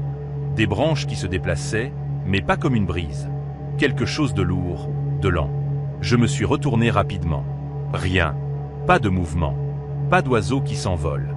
Juste le silence qui revenait comme une marée. Je suis resté figé 1 minute, à écouter. Puis j'ai continué à marcher, plus vite qu'avant. À mi-chemin de la crête, j'ai vu quelqu'un descendre le sentier vers moi. Un homme plus âgé, peut-être la 60aine, avec une barbe grise et cette veste en toile rapiécée qui avait l'air d'avoir traversé des épreuves. Pas de sac à dos, pas d'équipement, juste un long bâton en bois sur lequel il s'appuyait comme une canne. Il m'a regardé en passant, mais n'a pas parlé tout de suite. Juste un petit hochement de tête. Puis, très calmement, presque comme une après-pensée, il a dit « Ne va pas au-delà de l'endroit où les arbres se courbent mal ». Je me suis arrêté. « Pardon ». Mais il a continué à marcher, lent et régulier, comme si je n'avais rien dit. Je me suis retourné pour le regarder peut-être 10 secondes plus tard. Rien. Juste un sentier vide derrière moi. Pas de mouvement, pas de bruit de pas. C'était comme s'il avait simplement disparu. La tour est apparue peu après. Elle se dressait juste sur la crête. Une structure élancée, rouge-rouille, avec une cabane de guet en bois usé au sommet. 30 mètres de haut, peut-être plus. La clairière autour était une herbe clairsemée et des rochers. Pas vraiment assez de place pour autre chose que la tour elle-même et un petit cercle de feu que Cal n'utilisait jamais. J'ai gravi les escaliers en colimaçon et j'ai vu que la trappe était déjà déverrouillée. À l'intérieur, tout était comme d'habitude, minimaliste et ordonné. Un coin avec un lit de camp, une table pliante avec des cartes et des registres, des étagères avec des boîtes de stockage étiquetées. L'unité radio clignotait comme si elle recevait encore un signal faible. J'ai posé le sac, j'ai changé les anciennes piles, aligné les nouvelles bonbonnes d'eau et branché le chargeur sur le panneau solaire. Puis j'ai feuilleté le registre. Cal datait toujours ses entrées et y ajoutait de petites notes sur la météo ou des observations étranges sur la faune. Mais la dernière page n'avait rien d'écrit. Pas de date, pas de note, juste un dessin dans le coin inférieur, au crayon ou au fusain pressé profondément dans le papier. C'était ce même visage. Ovale, les yeux trop hauts, la bouche légèrement courbée vers le bas au coin. Ce n'était pas un froncement de sourcils. Ce n'était pas un sourire. Ça ressemblait à quelqu'un essayant de copier un visage humain de mémoire et se trompant. Je n'ai pas aimé ça, mais j'étais fatigué. Mes jambes me faisaient mal, et l'idée de faire 8 km de randonnée en descente avant la nuit me semblait être plus de travail que je ne voulais en faire, alors j'ai décidé de passer la nuit. Ce n'était pas exactement contre les règles. Cal l'avait fait plusieurs fois. J'ai verrouillé la trappe de l'intérieur et j'ai poussé le lit de camp dessus, surtout pour me rassurer. Puis je me suis assis près de la fenêtre un moment, regardant les arbres le long de la crête s'estomper dans l'obscurité. Vers 2 heures du matin, la lumière de détection de mouvement s'est allumée. C'est une petite chose montée au-dessus de la cage d'escalier, à peine assez pour éclairer la plateforme en dessous. Mais la seconde où elle s'est enclenchée, j'étais largement éveillé. Je me suis assis et j'ai regardé à travers les interstices des planches du plancher. La plateforme était éclairée, pâle et immobile. Mais il n'y avait pas de pas sur les escaliers. Pas de grincement, pas de vent, juste le silence. La lumière ne vacillait pas, ne s'éteignait pas, restait allumée comme si quelqu'un se tenait juste hors de vue. Je n'ai pas bougé, je n'ai pas parlé. Je suis juste resté assis là pendant des heures, fixant à travers le plancher, attendant que quelque chose, n'importe quoi, fasse un bruit. Rien ne l'a fait. À la première lueur, j'ai attrapé mon sac et je suis sorti. Je ne me souviens même pas d'avoir mangé. Je suis juste parti. Le lit de camp était toujours contre la trappe et je l'ai enjambé sans même le repousser. À 1 kilomètre de la descente, j'ai atteint l'endroit. Je ne sais pas comment le décrire autrement que les arbres étaient mauvais. Ils se courbaient vers l'intérieur au-dessus du sentier, mais pas à cause de l'âge ou du poids. Ils penchaient vers quelque chose. Les troncs s'inclinaient comme s'ils étaient tirés ou s'étaient tordus exprès. Leurs branches se chevauchaient au-dessus comme une canopée essayant de sceller le sentier. L'air en dessous semblait plus froid, même si le soleil était levé. Je me suis souvenu de la voix du vieil homme. Ne va pas au-delà de l'endroit où les arbres se courbent mal. J'ai envisagé de faire un détour, mais la pente descendait rapidement des 2 côtés. Il n'y avait pas vraiment de choix, alors j'ai marché à travers. Juste au milieu de la courbure, j'ai vu une toile clouée à un arbre. Une vraie peinture, pas une esquisse. Elle était endommagée par l'eau mais assez claire pour voir. Elle montrait la tour, mais déformée. Les fenêtres n'étaient que des formes sombres comme des orbites. L'antenne manquait et le ciel au-dessus était d'un gris maladif strié de lignes blanches anguleuses qui ressemblaient presque à des dents ou des fissures. Un peu plus loin, une autre peinture était appuyée contre un rocher. Même tour, mais maintenant la porte était ouverte. Quelque chose se tenait à l'intérieur. Grand, des bras dégingandés, des doigts trop longs, et le visage, ce même visage vide. Observant. Je me suis retourné. Le sentier derrière moi avait l'air parfaitement normal, vide. Puis est venue la 3e peinture. Juste avant la descente, elle me montrait. Debout au départ du sentier, même vêtements, même cicatrice au-dessus de mon sourcil, mais derrière moi, accroupi dans les broussailles, il y avait une figure. La même qui rôdait juste hors de portée, la tête légèrement inclinée, le visage étiré, trop long pour être humain. J'ai laissé le sac, je l'ai juste abandonné et j'ai couru. Je ne me suis pas arrêté, je ne me suis pas retourné, je n'ai pas respiré jusqu'à ce que je sois de retour dans le camion avec les portes verrouillées et les mains tremblantes. Je n'ai pas répondu aux appels de Cal pendant 3 jours. Puis le poste de rangée a laissé un message. Il disait que Cal était monté à la tour lui-même. Il m'a appelé cette nuit-là. Sa voix était raide, tendue. « Tu as laissé quelque chose derrière toi ?» a-t-il demandé. « Non, ai-je dit. Il y avait un dessin sur le bureau. Ça ressemblait à ton style, mais ce n'était pas toi. » Il a dit que l'esquisse nous montrait, lui et moi, dans la tour, debout l'un en face de l'autre, mais mon visage, a-t-il dit, avait l'air faux. La bouche étirée trop loin, les yeux plus hauts qu'ils ne devraient l'être. Et sur le dessin, je tenais quelque chose vers lui. Quelque chose de petit enveloppé dans de l'écorce. Il a dit qu'il ne l'avait pas ouvert. Je lui ai dit de ne toucher à rien d'autre. Juste brûler la page. Sortir de là. Il a dit qu'il le ferait. Le lendemain matin, le poste de rangée a rappelé. Cal avait disparu. Ils avaient trouvé la tour verrouillée de l'intérieur. Le lit de camp était toujours contre la trappe. Aucune trace de lutte. Aucune empreinte sur les escaliers. La cabane était plus éloignée que je ne l'avais réalisé. Quelque part près de Calhoun Ridge, peut-être à 6 km de la route goudronnée la plus proche, et facilement à 2 heures de route de tout ce qui ressemble à une épicerie. Le genre d'endroit où les gens élèvent des poules, réparent eux-mêmes leur toit et ne verrouillent pas leurs portes parce que si quelque chose veut entrer, il entrera de toute façon. Il y avait quelques sentiers balisés qui partaient de la cabane. L'un faisait une boucle autour d'une crête où poussaient des myrtilles sauvages, et un autre suivait un lit de ruisseau sur près d'1,5 km avant de traverser un champ. Daniel m'orientait toujours vers cela, jamais vers l'autre. Le 3e sentier commençait juste après la clôture arrière, à peine visible au premier abord. Il serpentait vers le bas dans un épais bosquet de pins et de broussailles. Un chiffon rouge l'était noué autour d'un arbre mince à l'entrée, décoloré par le soleil et usé par les intempéries, mais toujours accroché. Je l'ai remarqué le premier jour où je suis arrivé. Et bien sûr, à 14 ans et curieux, j'ai demandé à son sujet. Daniel s'est raidi pendant une seconde. C'était rapide, mais ça s'est enregistré. Celui-là n'est pas pour marcher, a-t-il dit. Un vieux sentier de serre, trop raide, trop de bois mort, beaucoup de serpents. Puis il m'a donné une tape sur l'épaule et m'a demandé si je voulais l'aider à fendre du petit bois. Comme s'il ne pouvait pas changer de sujet assez vite. Il n'avait pas de télévision, pas de wifi non plus, ce qui signifiait que les journées étaient longues et remplies de corvées. Nourrir les poules, porter de l'eau, désherber.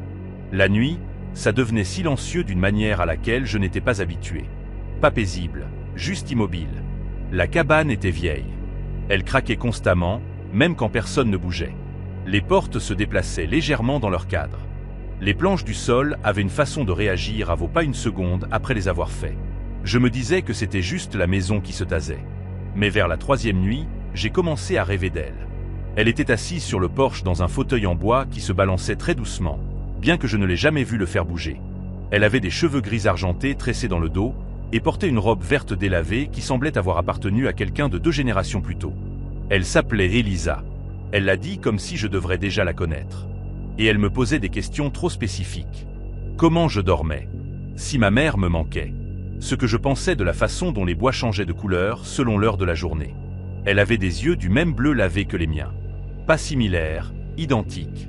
Et bien que je sache que je ne l'avais jamais vue auparavant, il y avait quelque chose chez elle qui semblait héréditaire.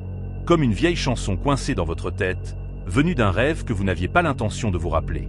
Elle ne faisait jamais rien de menaçant. Elle ne m'attirait pas, ne me faisait pas peur. Elle était juste assise là, calme comme tout, et causant des haricots dans un bol en bois. Mais les rêves ne s'estompaient jamais quand je me réveillais. Je pouvais réciter chaque mot qu'elle disait, chaque mouvement, même le grincement de la chaise ou la façon dont la lumière du porche frappait ses mains. La 4e nuit, elle s'est levée. « Tu es assez grand maintenant », a-t-elle dit. Je me souviens de ses mains effleurant sa robe alors qu'elle se tournait vers les marches. « Viens marcher avec moi. » Dans le rêve, je l'ai suivie hors du porche et dans les bois. Le sentier que nous avons pris était étroit, presque envahi, mais ça ne la ralentissait pas. J'ai continué à m'attendre à ce qu'elle se retourne pour vérifier si j'étais encore là, mais elle a juste continué à marcher à un rythme régulier. Sa robe bougeait à peine. Nous avons atteint une vieille grille en fer rouillé. Elle penchait sur le côté, enveloppée de lierre, à moitié avalée par la terre comme si elle était là depuis plus longtemps que tout le reste. Au-delà, il y avait un carré de terre. Je ne pouvais pas le voir clairement, mais j'ai senti son mauvais côté s'installer dans ma poitrine. Elisa s'est tournée vers moi. « Je ne peux plus te voir », a-t-elle dit. Ça n'avait pas de sens. Je lui ai demandé pourquoi. « Il est temps pour moi de partir. Mais tu te souviendras du chemin maintenant. » Puis elle a fait un pas en avant et m'a serré dans ses bras. Ses bras étaient froids, pas comme de la glace, mais comme l'eau d'un ruisseau au début du printemps.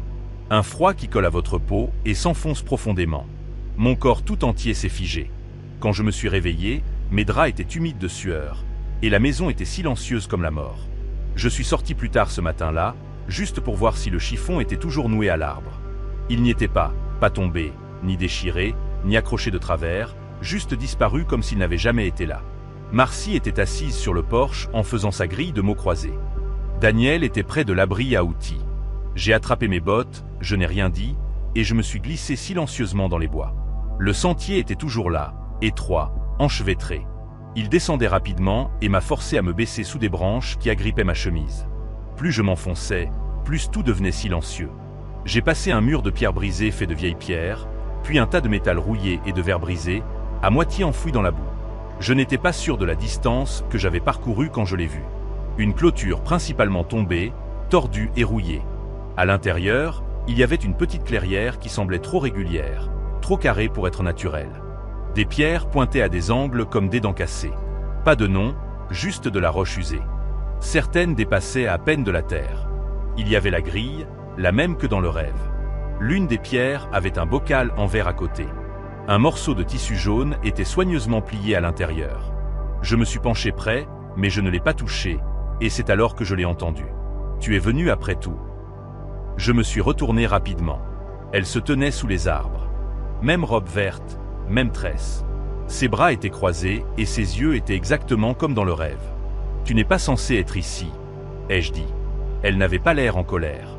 Juste ferme. « C'est toi qui es descendu, » a-t-elle dit. « Je pensais que tu devais partir. » « Je l'ai fait, » a-t-elle répondu.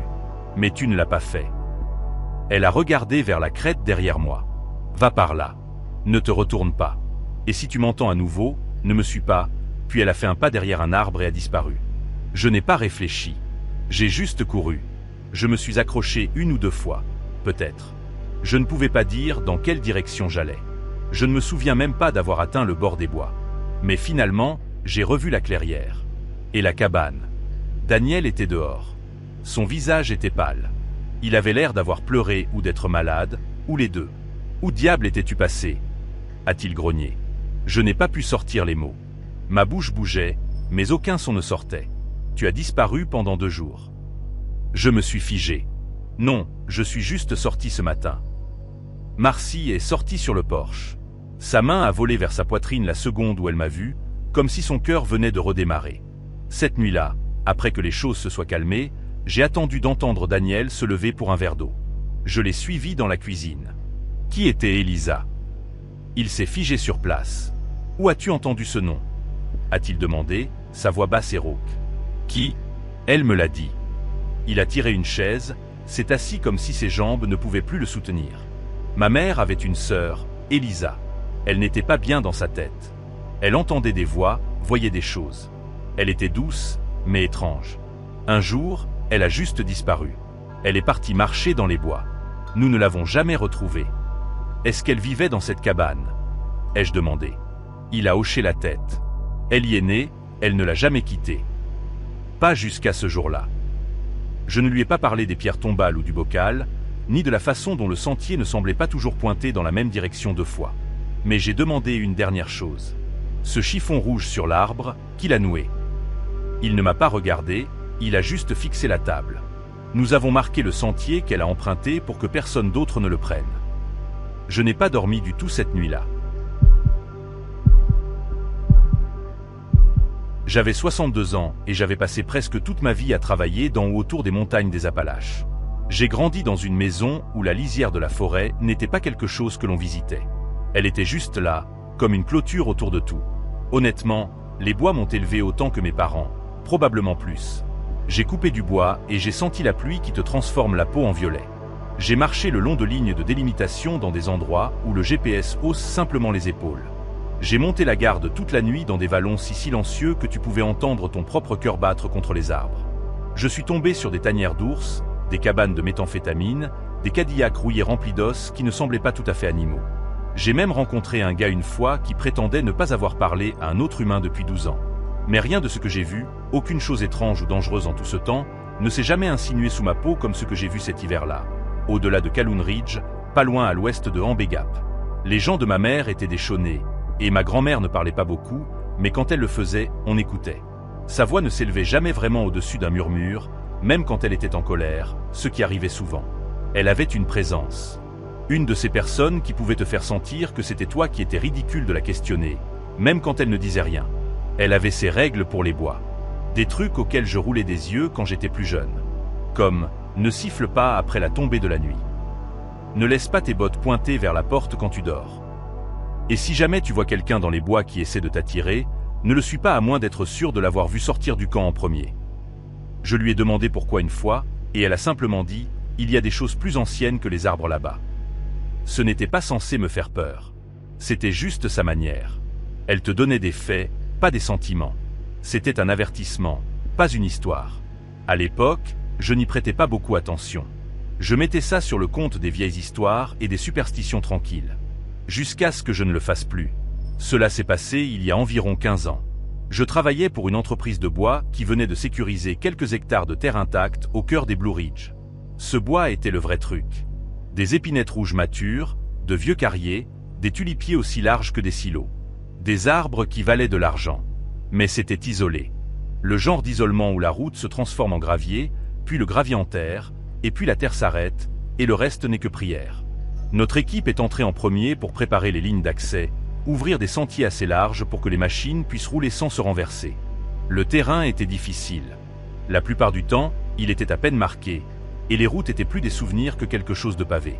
Nous avions 2 contremaîtres, 6 gars sur le terrain, et une poignée de remorques installées sur une crête au-dessus d'une vallée étroite. Pas de couverture réseau, seulement des radios, et celle-ci devait être vérifiée toutes les 6 heures pour s'assurer que nous n'étions pas tombés dans un ravin ou que nous n'avions pas été emportés par une branche tombante. C'est alors que l'équipement a commencé à disparaître. D'abord, ce n'était qu'une tronçonneuse. Probablement juste égarée, avons-nous pensé. Mais ensuite, ce fut l'un des générateurs portables. Pas une petite chose à perdre. Personne n'a entendu quoi que ce soit. Pas d'empreinte. Rien sur les caméras de sentier que nous avions installées pour l'activité des ours. Nous avons pensé que peut-être quelqu'un du coin se faufilait, volait du matériel pour le revendre. Je n'aime pas me sentir joué, alors je me suis porté volontaire pour la surveillance de nuit. J'ai pensé que je monterais la garde quelques nuits et que j'y mettrais fin. Je suis resté discret. Pas de gros projecteurs, juste une lampe torche, une radio et un thermos plein de café de station-service qui aurait probablement pu être considéré comme un danger pour la santé. Les nuits là-haut en janvier, ce n'est pas une blague. Le genre de froid qui mord à travers le dénime comme du papier de soie. Tu ne frissonnes même pas. Tu deviens juste raide. Les 3 premières nuits, un silence de mort. Quelques ratons laveurs, peut-être un cerf, des trucs normaux. Mais la 4e nuit, quelque part vers 2 heures du matin, j'ai entendu des voix. Ce n'étaient pas des cris, pas des hurlements ou des gémissements, juste des murmures doux, rapides, comme des chuchotements qui se chevauchaient. Des voix masculines et féminines, mais le ton était étrange. Quelque chose dans le rythme. Ce n'était pas de l'anglais, du moins pas clairement. Les mots se bousculaient les uns les autres comme des chants, mais trop rapides. La cadence m'a rappelé de vieilles cassettes que mon oncle avait de cantiques Cherokee. La même intonation à la fin de chaque phrase, ce flux montant et descendant, familier d'une manière qui m'a mis mal à l'aise, bien que je n'aurais su dire pourquoi. J'étais près de la remorque à outils quand je l'ai entendu. Le son venait du bas de la pente, dans les bois, juste à la limite où ma lampe torche ne pouvait pas atteindre. J'ai éteint la lumière et me suis accroupi. Le son s'est déplacé. Maintenant, il venait du haut de la pente, puis il était derrière moi. Pas de craquement, pas de pas, aucun signe que quelque chose bougeait vraiment, juste des voix qui sautaient comme si elles glissaient sur du verre. J'ai essayé la radio, juste des parasites. J'ai vérifié les remorques, 8 au total, chaque porte verrouillée, tout le monde endormi, rien n'était déplacé.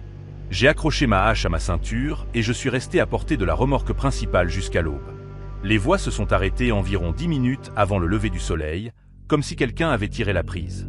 Quand le contremaître est venu pour changer de quart, je lui ai dit que je pensais que quelqu'un nous observait. Il n'a pas cligné des yeux, il a juste dit « Cette crête n'aime pas être dérangée ». Je lui ai demandé ce qu'il voulait dire par là. Il n'a pas répondu, il est juste parti. 2 semaines plus tard, nous travaillions dans une nouvelle section près de Weaver Hollow. Cet endroit avait une réputation pour le temps étrange. Du brouillard qui s'installait lourd et bas même quand le ciel était clair. Des poches froides qui ne se dissipaient pas même à midi. Les arbres étaient plus hauts, plus vieux, et certains avaient ces stries noires le long de l'écorce qui ressemblaient presque à des brûlures, mais il n'y avait pas eu d'incendie là-bas depuis des décennies. Ce jour-là, j'étais jumelé avec Mika, un jeune gars de Lancaster. Bon travailleur, nouveau dans les bois. Son idée du camping, c'était quand l'hôtel n'avait pas le câble. Nous posions des fibres le long d'un nouvel itinéraire balisé entre les crêtes. Nous avons pris le VTT, suivi les marqueurs, mais le sentier ne correspondait pas à la carte. Les rochers n'étaient pas là où ils auraient dû être. Un groupe d'arbres que nous avions passé 1 heure plus tôt est réapparu de l'autre côté. Quelque chose n'allait pas. Puis nous sommes tombés sur une clairière qui n'était marquée nulle part. Elle semblait innaturelle, trop circulaire, trop plate, comme si quelqu'un avait découpé un morceau de la montagne. Il n'y avait pas de chant d'oiseaux, pas d'insectes, juste un silence dense et attentif. J'ai arrêté le VTT.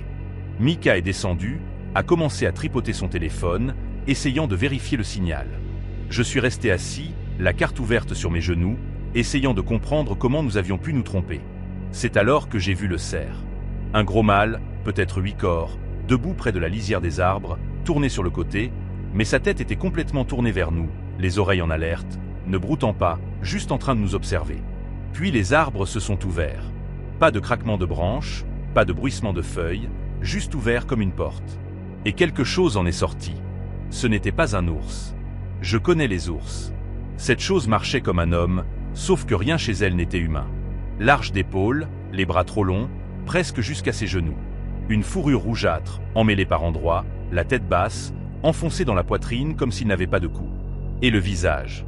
Le visage est ce qui me hante encore. Les yeux étaient profondément enfoncés. Pas de blanc, pas de brillance, juste des puits noirs plats qui ne reflétaient pas la lumière. La voce pendait, moglie. Des dents carrées, Trop serré.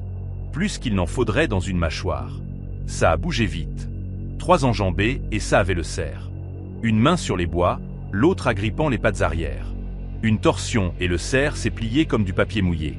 Puis ça m'a regardé, pas juste moi, en moi.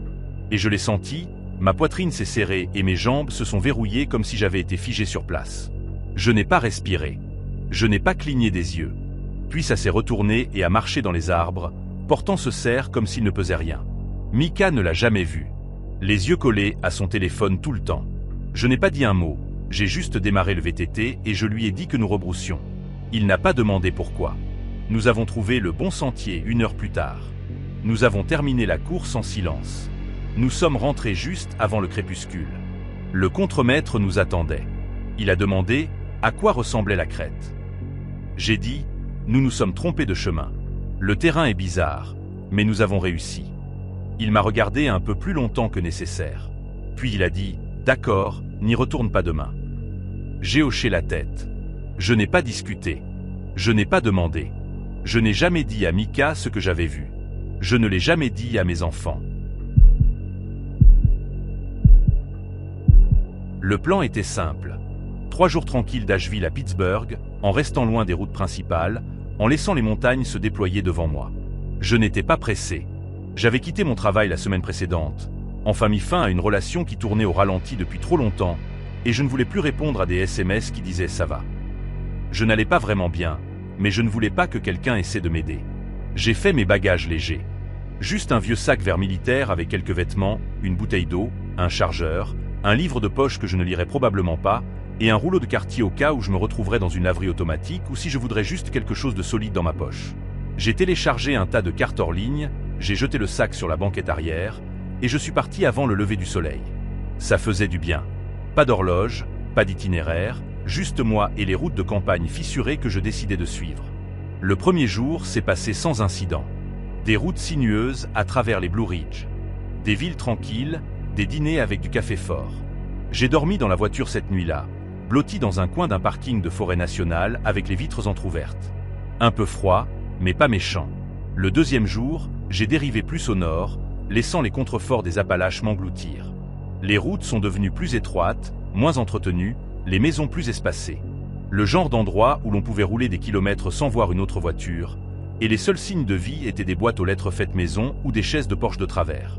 Ce n'était pas effrayant, juste immobile, comme si la Terre avait arrêté d'attendre les gens depuis longtemps.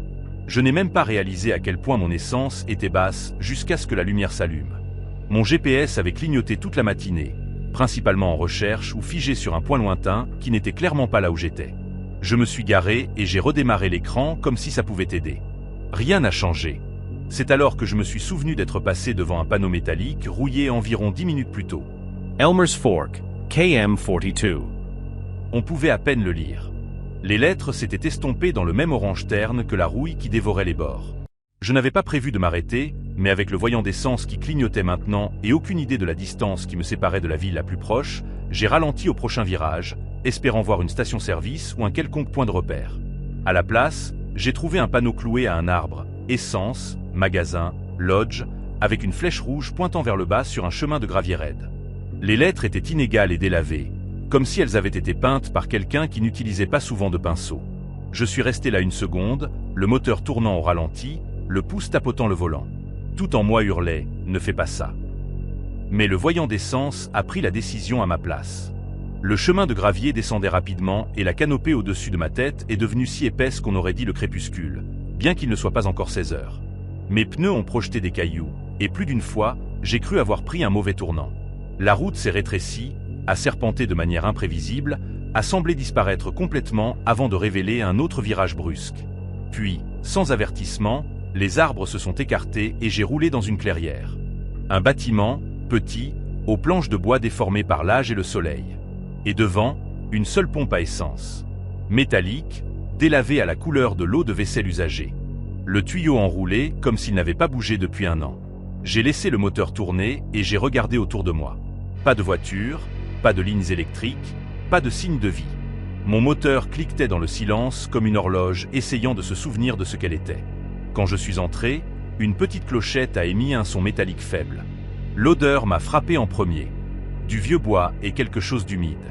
Pas tout à fait de la moisissure, pas tout à fait du vinaigre, juste un parfum rance qui collait à vos vêtements.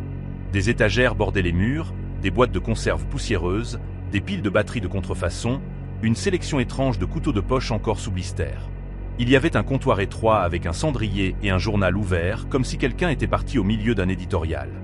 Derrière se tenait un homme, plus âgé, peut-être la fin de la soixantaine, avec des cheveux gris lissés en arrière et une chemise en jean qui avait peut-être été bleue un jour. Il n'a pas levé les yeux, il a juste tourné la page. Juste de l'essence, ai-je dit. Parce que quoi d'autre dire? Il n'a pas répondu, n'a pas hoché la tête. Après quelques secondes, il a pris un trousseau de clés d'un clou sur le mur, s'est traîné dehors et a déverrouillé manuellement la pompe. Je l'ai suivi, le gravier crissant sous nos pieds. J'ai commencé à faire le plein. Les chiffres défilaient lentement, comme si la pompe n'était pas pressée non plus. À quelle distance se trouve la prochaine ville? Ai-je demandé, surtout pour entendre une autre voix. Il ne m'a pas regardé, il a juste dit « la prochaine ».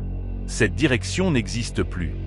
C'était le genre de phrase qui m'a fait marquer une pause, comme s'il le disait littéralement, mais avant que je puisse demander, il s'était retourné et était rentré à l'intérieur.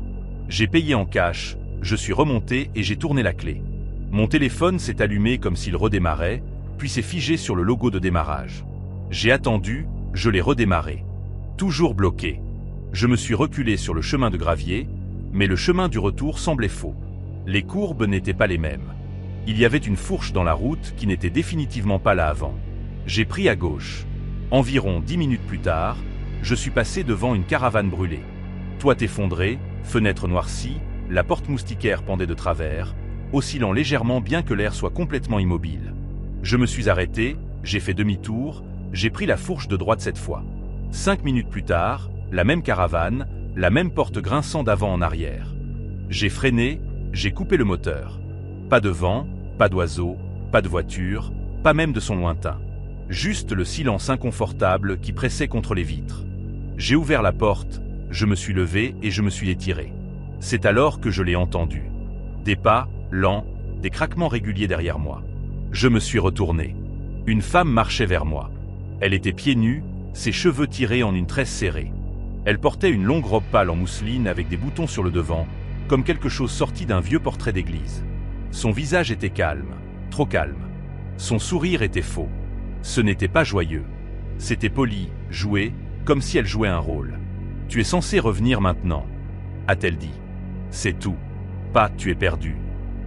Pas « tu as besoin d'aide ». Pas « c'est quoi ». Je suis reculé dans la voiture, j'ai verrouillé les portes et j'ai passé la marche arrière. Elle a continué à marcher, mais n'a jamais accéléré le pas. Je ne l'ai plus regardée en face. Quelques minutes plus tard, je suis repassé devant la caravane, mais cette fois, un homme était sur le porche.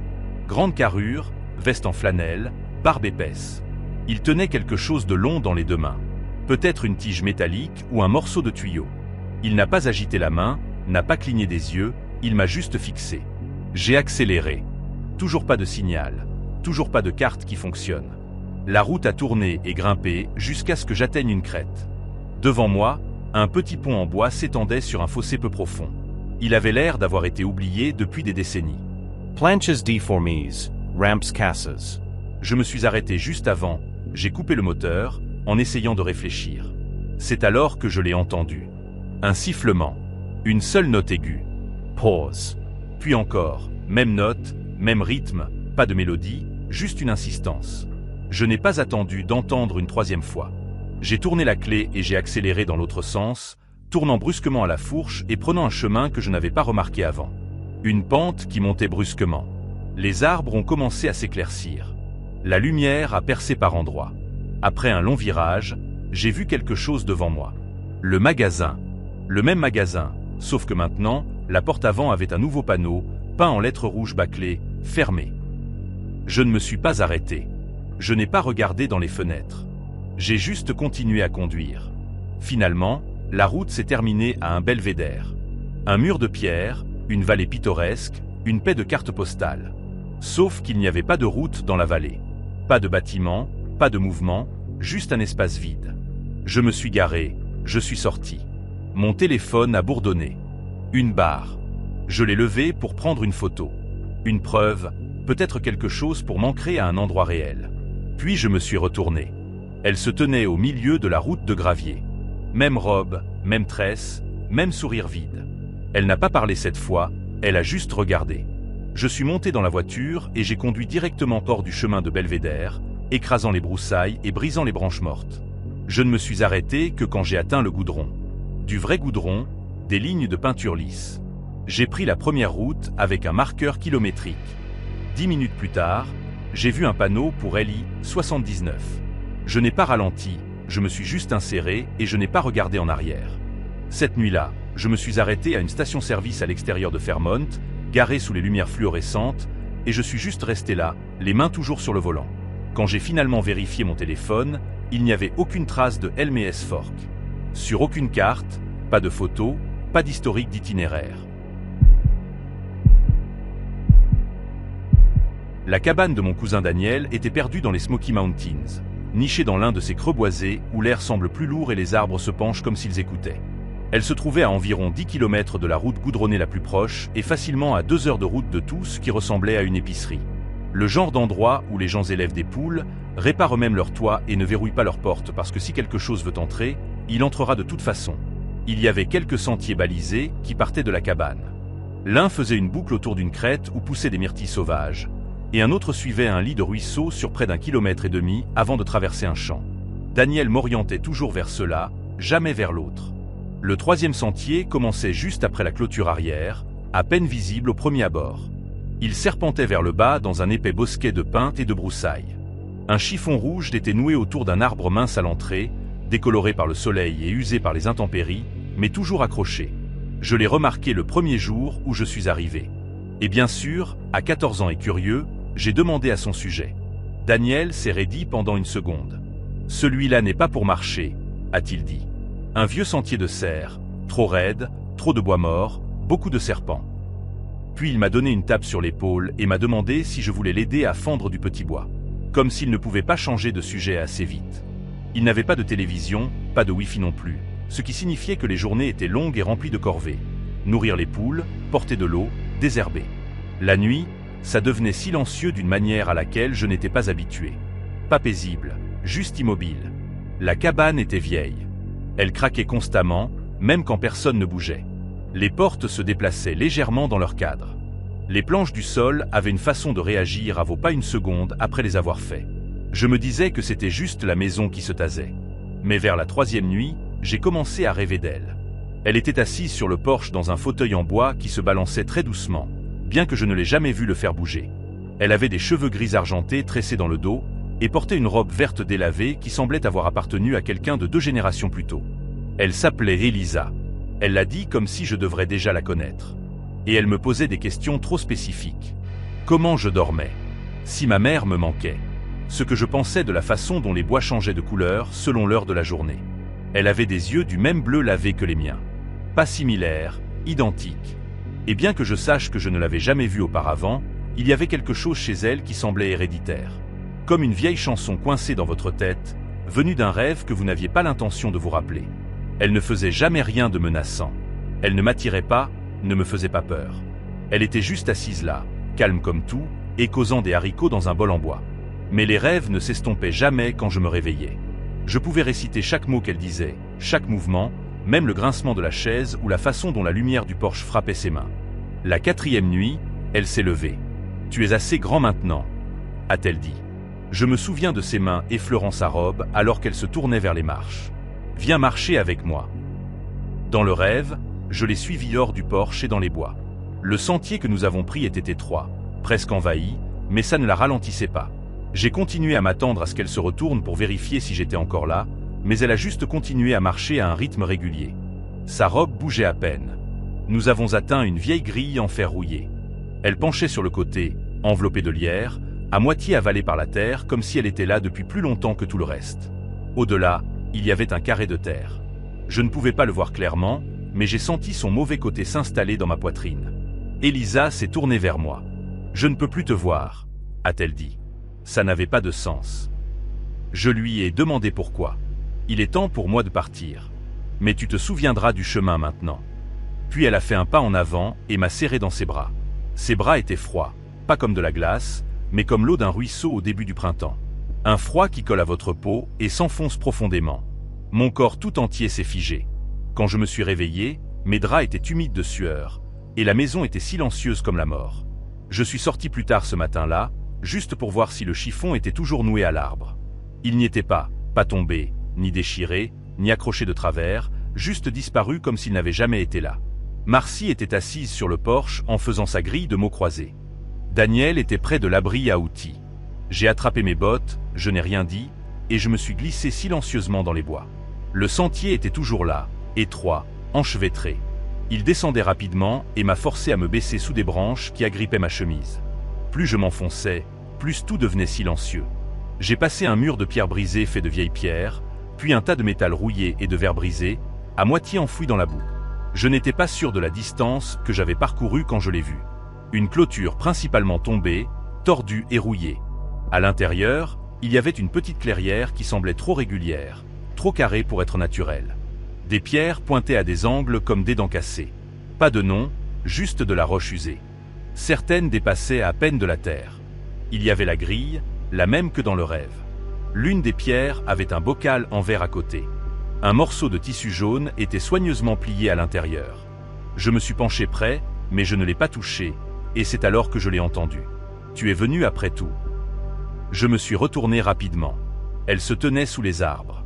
Même robe verte, même tresse.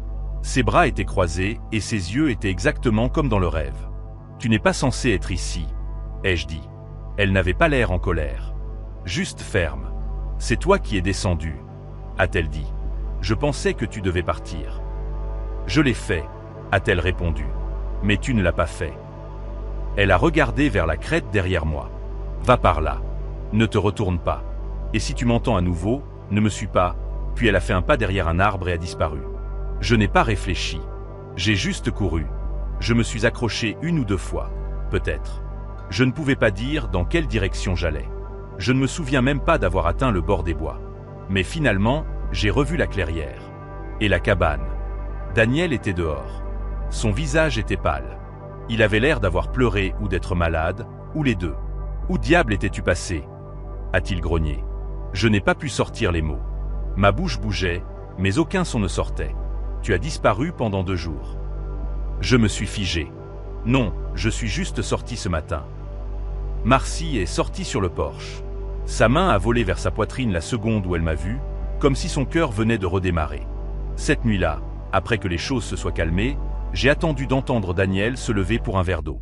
Je l'ai suivi dans la cuisine. Qui était Elisa? Il s'est figé sur place. « Où as-tu entendu ce nom ?» a-t-il demandé, sa voix basse et rauque. « Qui ?» Elle me l'a dit. Il a tiré une chaise, s'est assis comme si ses jambes ne pouvaient plus le soutenir. Ma mère avait une sœur, Elisa. Elle n'était pas bien dans sa tête. Elle entendait des voix, voyait des choses. Elle était douce, mais étrange. Un jour, elle a juste disparu. Elle est partie marcher dans les bois. Nous ne l'avons jamais retrouvée. Est-ce qu'elle vivait dans cette cabane? Ai-je demandé. Il a hoché la tête. Elle y est née, elle ne l'a jamais quittée. Pas jusqu'à ce jour-là. Je ne lui ai pas parlé des pierres tombales ou du bocal, ni de la façon dont le sentier ne semblait pas toujours pointer dans la même direction 2 fois. Mais j'ai demandé une dernière chose. Ce chiffon rouge sur l'arbre, qui l'a noué? Il ne m'a pas regardé, il a juste fixé la table. Nous avons marqué le sentier qu'elle a emprunté pour que personne d'autre ne le prenne. Je n'ai pas dormi du tout cette nuit-là.